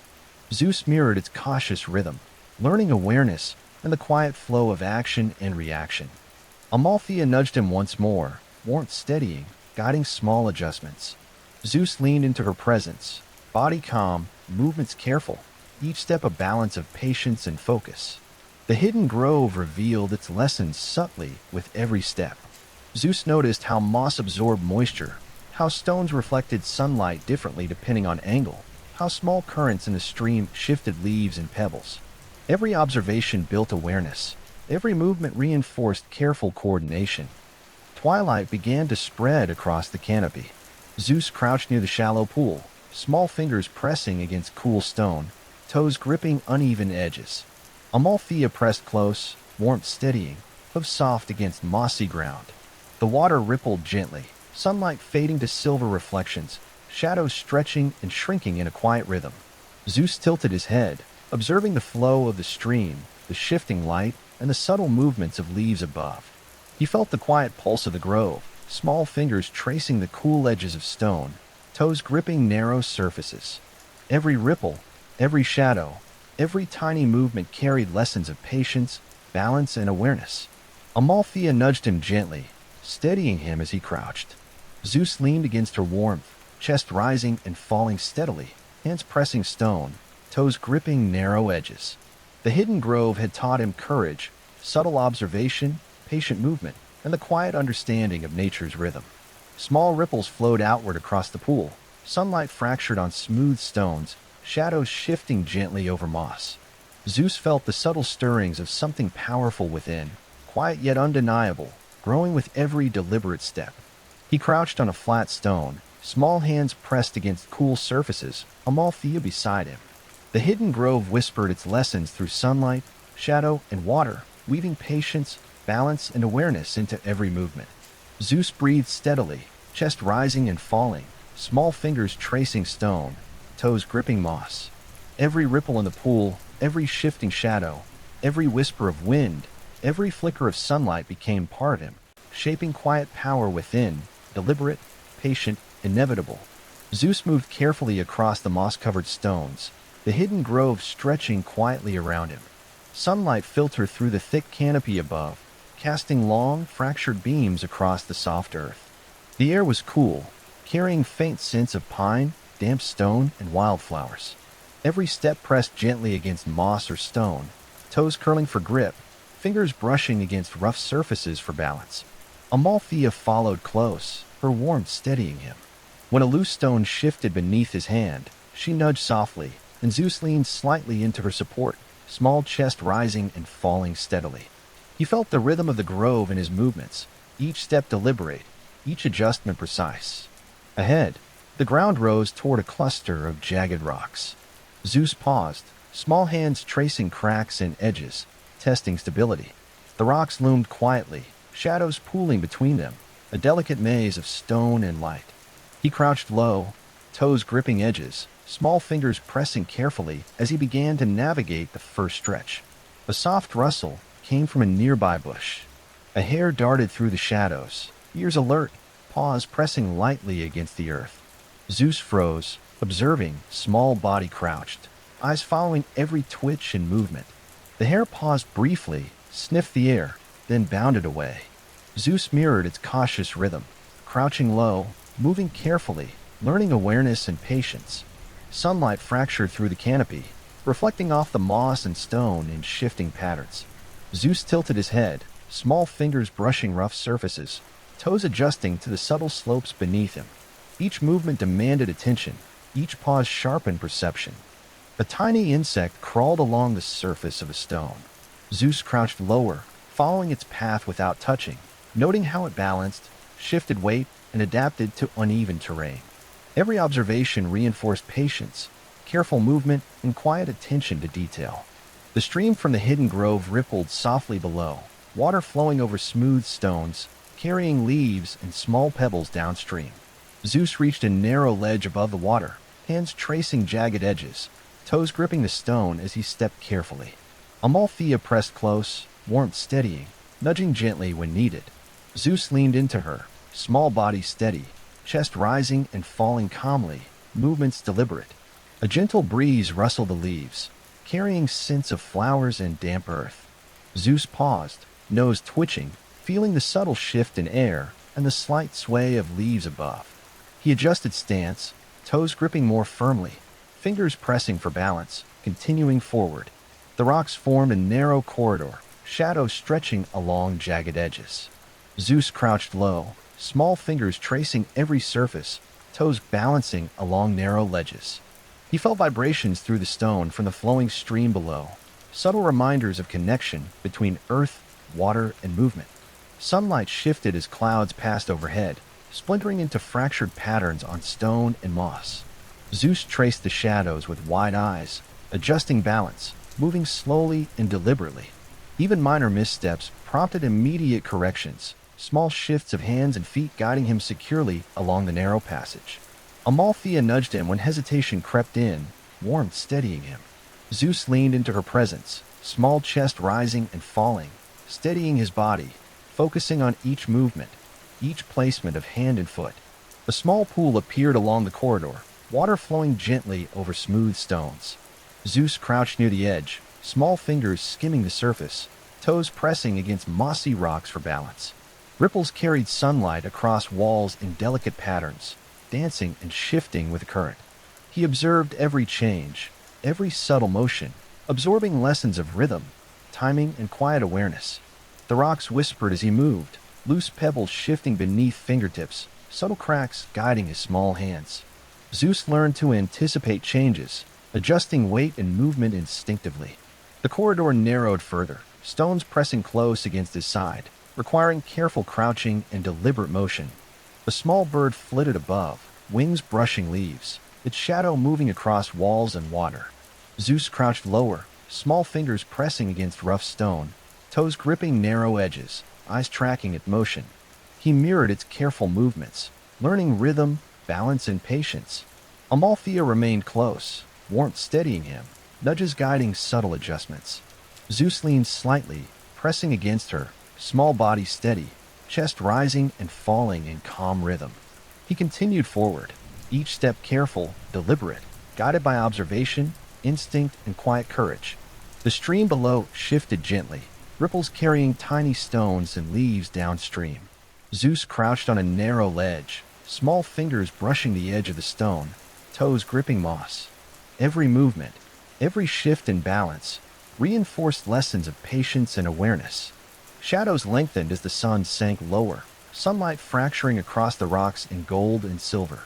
Zeus crouched near a smooth surface, small hands tracing edges, toes gripping a ledge. Amalthea pressed close beside him. The rocks whispered through subtle shifts, guiding careful movement and quiet observation. He moved steadily, balancing along jagged edges, tracing every surface with fingertips, adjusting weight with toes and hands. Each ripple in the stream, each flicker of sunlight, each subtle sound became part of him, shaping awareness, patience, and quiet courage. The hidden grove, the whispering rocks, the flowing stream, everything blended into lessons of careful motion, subtle perception, and deliberate courage. Zeus crouched at the end of the corridor, small hands pressing against cool stone, toes gripping narrow edges, Amalthea's warmth steadying him. Ripples from the stream reflected fractured sunlight across moss and stone, shadows stretching and shrinking in a quiet rhythm. Every movement, every ripple, every subtle shift carried lessons of observation, balance, and awareness. Zeus breathed steadily, small chest rising and falling, small fingers tracing stone, toes gripping narrow edges, feeling the quiet stirrings of something powerful within, growing quietly, deliberately, inevitably. Zeus crouched at the base of a spiraling formation of stones, smooth and jagged in turn, rising like a natural staircase toward the canopy above. Sunlight fell in fractured patterns through the leaves, casting delicate mosaics of gold and green across moss and rock. The air smelled faintly of damp earth and pine, mingling with distant scents of wildflowers. Every step required balance, small toes gripping edges, fingers tracing rough surfaces, body moving in precise rhythm. Amalthea nudged him gently, pressing warmth against his side. Zeus leaned slightly into her support, small chest rising and falling steadily, muscles coiled with quiet anticipation. He bent low, fingers pressing against the stones, toes gripping narrow edges, shifting weight carefully with every movement. The spiral wound upward, narrow in places, uneven, each step requiring careful adjustment. Zeus traced each stone with fingertips, testing its stability before committing weight. A loose stone wobbled slightly, and he adjusted instinctively, small hands pressing deeper, toes curling for grip. A soft rustle echoed from a nearby bush. A hare bounded across the spiral, ears twitching, nose quivering. Zeus crouched low, hands pressed the stone, eyes tracking its careful movements.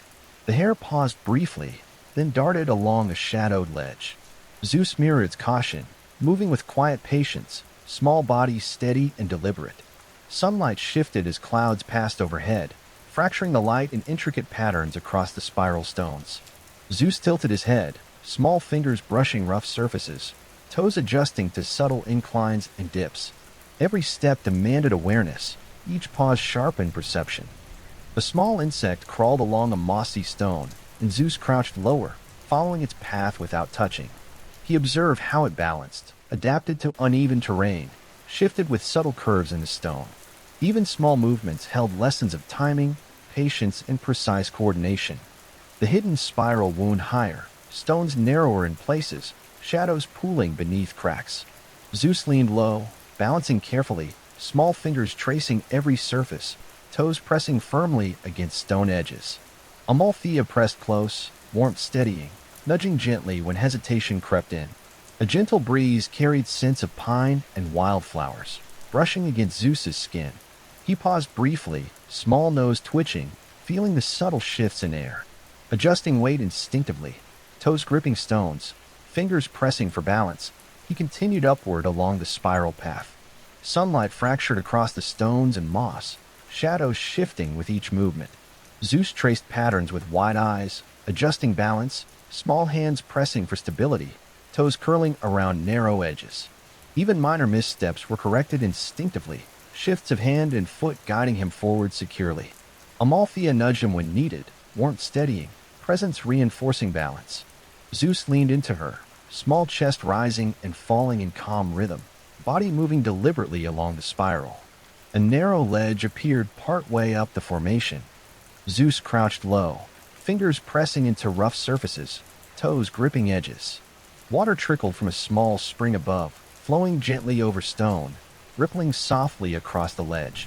He tested each step carefully, small-bodied, balanced with patience, observing every change in stone, water, and shadow. A hare darted across a distant ledge, pausing briefly to sniff the air. Zeus crouched low, watching its careful steps. The hare bounded away, leaving faint echoes behind. Zeus mirrored its movements, small hands tracing stone, toes gripping edges, learning rhythm, patience, and observation. Sunlight fractured again, patterns of gold and green shifting across moss and rock. Zeus traced reflections with fingertips, small hands pressing against cool stone, toes adjusting for subtle shifts in incline. The spiral rose higher, narrow passages forcing careful crouching, deliberate movements. Amalthea stayed close, nudging when hesitation arose, pressing warmth against his side. Zeus leaned into her, small body steady, chest rising and falling rhythmically, movements deliberate and careful. The water from the spring formed tiny ripples along the stones. Zeus crouched, fingertips skimming the surface, toes pressing against edges, observing every motion, every subtle shift. Even the smallest ripple became a lesson in cause and effect, quiet attention, and delicate awareness. The spiral wound upward, tighter and steeper in places. Zeus adjusted stance, small hands pressing against stone, toes gripping edges, movements careful and precise. He noted every shift of shadow, every flicker of light, every sound of water, wind, and distant leaves. Amalthea nudged him softly, guiding subtle adjustments, warmth steadying every movement. Zeus leaned against her, small chest rising and falling, steady, deliberate, aware of every balance, every rhythm. The stones whispered beneath his fingers, loose pebbles shifting slightly with pressure. Zeus adjusted instantly, hands and toes fine-tuning balance. The spiral tightened again, stones jagged and uneven, moss adding subtle slipperiness. Each step was deliberate, every movement guided by awareness, observation, and patience. Sunlight faded toward evening, shadows lengthening across stones and moss. Zeus crouched low, small fingers tracing edges, toes gripping narrow surfaces. Amalthea pressed close beside him, warmth steadying, of soft against stone. The spiral revealed its lessons in patience, careful observation, balance, and quiet courage with every step. He reached a higher ledge where the spiral began to widen. Zeus crouched, small hands pressed against cool surfaces, toes gripping stone, Amalthea's warmth steady beside him. The trickle of water below reflected fading sunlight, fractured into patterns across moss and stones. Zeus observed carefully, noting every subtle shift in light, shadow, and ripple. Each movement, each step along the stone spiral, carried lessons learned from the grove, the stream, and the rocks. Zeus crouched, small hands pressing stone, toes gripping edges, chest rising and falling in calm rhythm. The subtle power within him stirred quietly, deliberate, inevitable, growing with every careful, patient, balanced step. Zeus crouched carefully on the final stretch of the stone spiral. The ledges widened here, sunlight spilling across moss and jagged stone, warm and gentle. The air smelled faintly of pine and damp earth, carrying the faint sweetness of distant wildflowers. Every step was deliberate, toes gripping uneven surfaces, fingers pressing against cool rock, body steady and attentive. Amalthea nudged him softly, warmth steadying him when a loose stone shifted. Zeus leaned into her, small chest rising and falling steadily, hands tracing rough surfaces for balance. The rhythm of the hidden stream below pulsed softly, each ripple reflected in fractured sunlight, shifting across stones and moss. Ahead, the spiral opened onto a broader ledge, revealing the summit of the grove. Sunlight spilled fully, illuminating the rocks, moss, and trees in warm golden light. Zeus crouched low, small fingers tracing edges of stone, toes gripping securely as he moved forward. Amalthea pressed close, nudging gently, warmth steadying him as he ascended the final stretch. The air at the summit was still, carrying faint whispers of wind through leaves and distant pines. Zeus crouched on a flat stone, small hands pressing against the cool surface, toes gripping edges. He leaned slightly, observing the subtle ripples of the stream, the shifting patterns of sunlight, and the gentle sway of branches above. A hare emerged cautiously from the undergrowth, nose twitching, ears alert. Zeus crouched low, watching its careful movements. The hare paused briefly, then darted across the moss, leaving faint echoes of soft thumps against stone. Zeus mirrored its rhythm, moving with patience and quiet awareness, small fingers and toes adjusting for each subtle shift. Sunlight fractured across the summit, casting long, gentle shadows across moss and rock. Zeus traced the patterns with wide eyes, following each shifting reflection with fingertips, toes gripping narrow surfaces. Every ripple, every flicker of light, every subtle shift carried lessons of careful observation and balance. Amalthea nudged him when hesitation crept in. Zeus leaned into her warmth, small chest rising and falling steadily, adjusting hands and toes to maintain stability. He moved deliberately, each step guided by awareness, rhythm, and quiet courage. A small insect crawled across a mossy stone nearby. Zeus crouched lower, following its path without touching, noting the precise movements, shifts of weight, and careful navigation. Even the smallest motion held lessons in patience, observation, and subtle coordination. The trickle of the stream from the hidden spiral flowed gently below, rippling across stones and moss. Zeus crouched near its edge, fingertips skimming the water, toes gripping nearby stones. He observed how each movement altered the flow, how subtle currents carried leaves and pebbles downstream. Every ripple, every shift in water, became a quiet lesson in cause, effect, and careful attention. Amalthea pressed close beside him, warmth steadying every movement. Zeus leaned slightly, chest rising and falling calmly, fingers tracing cool surfaces, toes gripping narrow edges. Every step on the summit required careful balance, deliberate motion, and precise attention to every surface and shadow. The spiral ended here, but the summit offered new challenges: uneven stones, gentle slopes, and scattered moss. Zeus crouched low, small hands pressing against cool surfaces, toes gripping edges, body moving with steady focus. He adjusted each step carefully, balancing against the natural rhythm of stone, moss, and sunlight. Sunlight shifted slowly, illuminating the grove in warm hues. Zeus tilted his head, observing shadows stretching and shrinking, sunlight flickering across leaves, water, and stone. Every movement was deliberate, each shift and stance reinforcing lessons of awareness, patience, and balance. A hare appeared again, cautiously stepping across mossy stones. Zeus crouched, small fingers tracing edges, toes gripping narrow surfaces, eyes following every careful motion. He mirrored its rhythm, adjusting weight, shifting hands and toes, moving deliberately, learning the quiet flow of observation and action. Amalthea nudged him gently, pressing warmth against his side. Zeus leaned into her, small chest rising and falling steadily, feeling the steady rhythm of support and balance. Each movement was guided by observation, instinct, and the lessons learned from stone, water, light, and shadow. The summit's air was still, carrying faint scents of pine, damp earth, and distant wildflowers. Zeus crouched near the edge, small hands pressing against cool stone, toes gripping moss and jagged edges. The stream rippled gently below, sunlight fractured across water and stone, shadows stretching and shrinking softly. Every ripple, every flicker of sunlight, every gentle shift of shadow reinforced lessons of balance, observation, and careful movement. Zeus crouched, small chest rising and falling, fingers tracing stone, toes gripping edges, Amalthea's warmth steady beside him. The quiet power within him stirred subtly, deliberate, inevitable, growing steadily with every careful, patient, balanced step. The summit's golden light bathed the grove, illuminating moss, stones, and scattered leaves. Zeus crouched on a flat stone, fingertips pressing cool surfaces, toes gripping narrow edges, small body steady and deliberate. Amalthea nudged him softly, warmth steadying, guiding subtle adjustments, reinforcing the rhythm of careful observation and quiet courage. Sunlight began to fade slowly toward evening, shadows lengthening, light fracturing across stone and moss. Zeus crouched near the stream, small fingers skimming the water's edge, toes gripping uneven surfaces.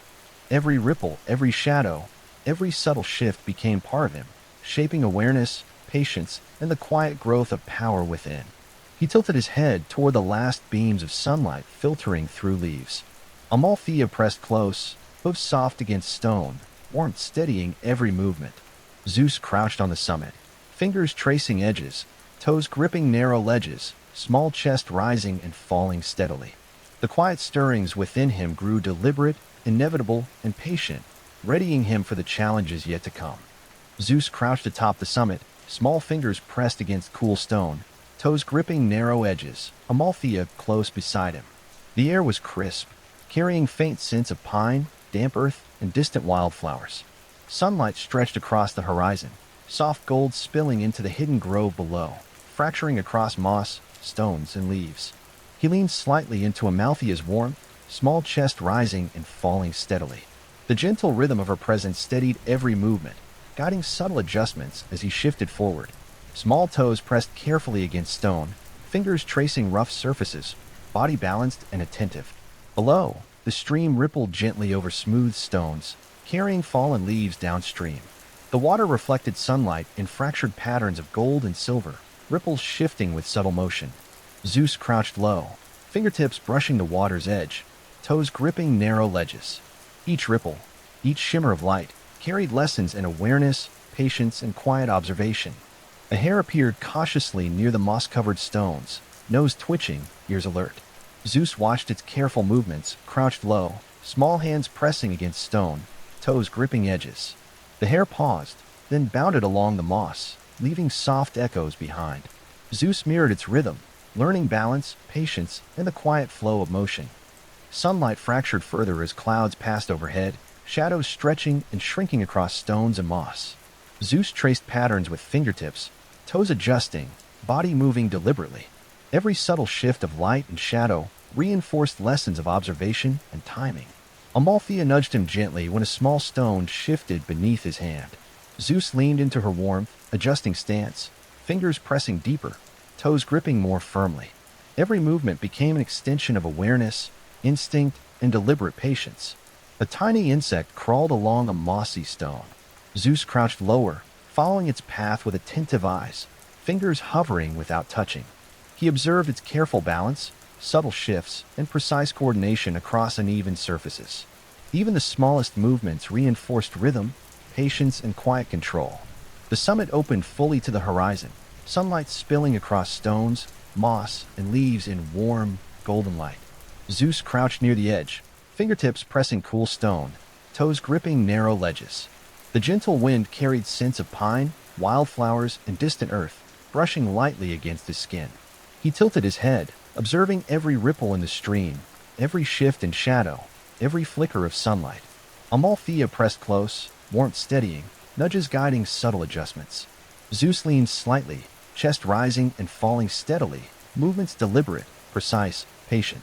The spiral path below wound through moss and stone, now bathed in full light. Zeus traced it with his eyes, small fingers brushing edges of stone, toes gripping carefully as he moved forward. Every step reflected lessons learned from the hidden grove, the whispering rocks, and the winding spiral. The stream rippled softly below, carrying leaves and small stones downstream. Zeus crouched near its edge, fingertips skimming the water, toes gripping uneven surfaces. Each ripple shifted light across stones, creating fleeting patterns of gold, silver, and green. Every movement, every shimmer, became a quiet lesson in observation, patience, and balance. A hare darted cautiously near the edge of the summit, pausing briefly to sniff the air. Zeus crouched low, small hands pressed against stone, toes gripping edges, observing its careful motions. The hare bounded away into shadows, leaving soft echoes of delicate steps behind. Zeus mirrored its rhythm, moving deliberately, balancing instinctively, learning awareness and quiet courage. Sunlight stretched across the horizon, golden beams illuminating moss, stones, and trees in warm light. Zeus traced shadows with fingertips, toes adjusting for subtle shifts in the summit surface. Even minor missteps were corrected instinctively, hands and toes fine-tuning balance, body moving with deliberate patience. Amalthea nudged him gently, warmth steadying, presence guiding subtle corrections. Zeus leaned into her, chest rising and falling steadily, body calm, small hands tracing edges, toes gripping narrow surfaces. Each step, each movement, each shift of balance reflected lessons of rhythm, awareness, and quiet courage. The final stretch of stone opened onto the highest ledge. Zeus crouched, small fingers pressing cool surfaces, toes gripping edges, Amalthea's warmth steady beside him. The sunlight bathed the summit in golden light, fractured across moss, stones, and leaves. The stream below reflected every flicker, ripple, and shimmer, carrying subtle lessons in movement and cause. Zeus crouched low, small hands tracing rough stone, toes gripping narrow ledges, body steady and deliberate. Every ripple in the stream, every shadow, every flicker of sunlight reinforced patience, observation, and quiet awareness. He leaned slightly into Amalthea, warmth steadying, guiding movements, reinforcing balance. The summit seemed to hold a gentle energy, quiet and deliberate. Zeus crouched near the edge, small chest rising and falling in steady rhythm, fingers tracing stone, toes gripping mossy ledges. Every step, every careful movement, every subtle observation contributed to the quiet power growing within him. A hare bounded across a nearby moss patch, ears alert, nose twitching. Zeus mirrored its careful rhythm, small body crouched, fingers pressing stone, toes gripping edges. He adjusted instinctively, small movements guided by patience, observation, and awareness. Sunlight shifted slowly, shadows lengthening across moss and stone. Zeus crouched, small fingers tracing edges, toes gripping narrow ledges, Amalthea pressing warmth against him. The stream rippled gently below, reflecting fractured sunlight, shadows stretching and shrinking softly across stones.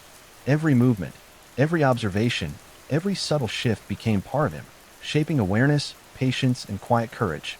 Zeus crouched on the summit, fingers pressing cool surfaces, toes gripping edges, chest rising and falling steadily. Amalthea nudged him gently, warmth steadying, guiding subtle adjustments, reinforcing every careful, deliberate movement. The first light of evening brushed the horizon, golden and gentle, illuminating moss, stones, and leaves. Zeus crouched atop the summit, small hands pressing stone, toes gripping narrow surfaces, chest rising and falling in steady rhythm. The quiet power within him stirred, deliberate, inevitable, and patient, ready to carry him toward the path ahead. Above, the sky deepened into warm amber, sunlight fracturing across stones, moss, and leaves. Zeus leaned into Amalthea's warmth, small body steady, fingers tracing edges, toes gripping ledges. Every lesson of the hidden grove, the whispering rocks, the stone spiral, and the summit light converged quietly within him, shaping courage, awareness, and deliberate strength. He crouched at the very edge, small fingers pressed to stone, toes gripping securely. The sunlight fractured across the moss and water below, ripples reflecting gold and silver patterns.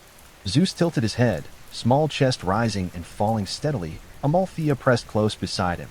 The quiet, deliberate power within him settled, patient and inevitable, ready to grow with the world beyond the summit.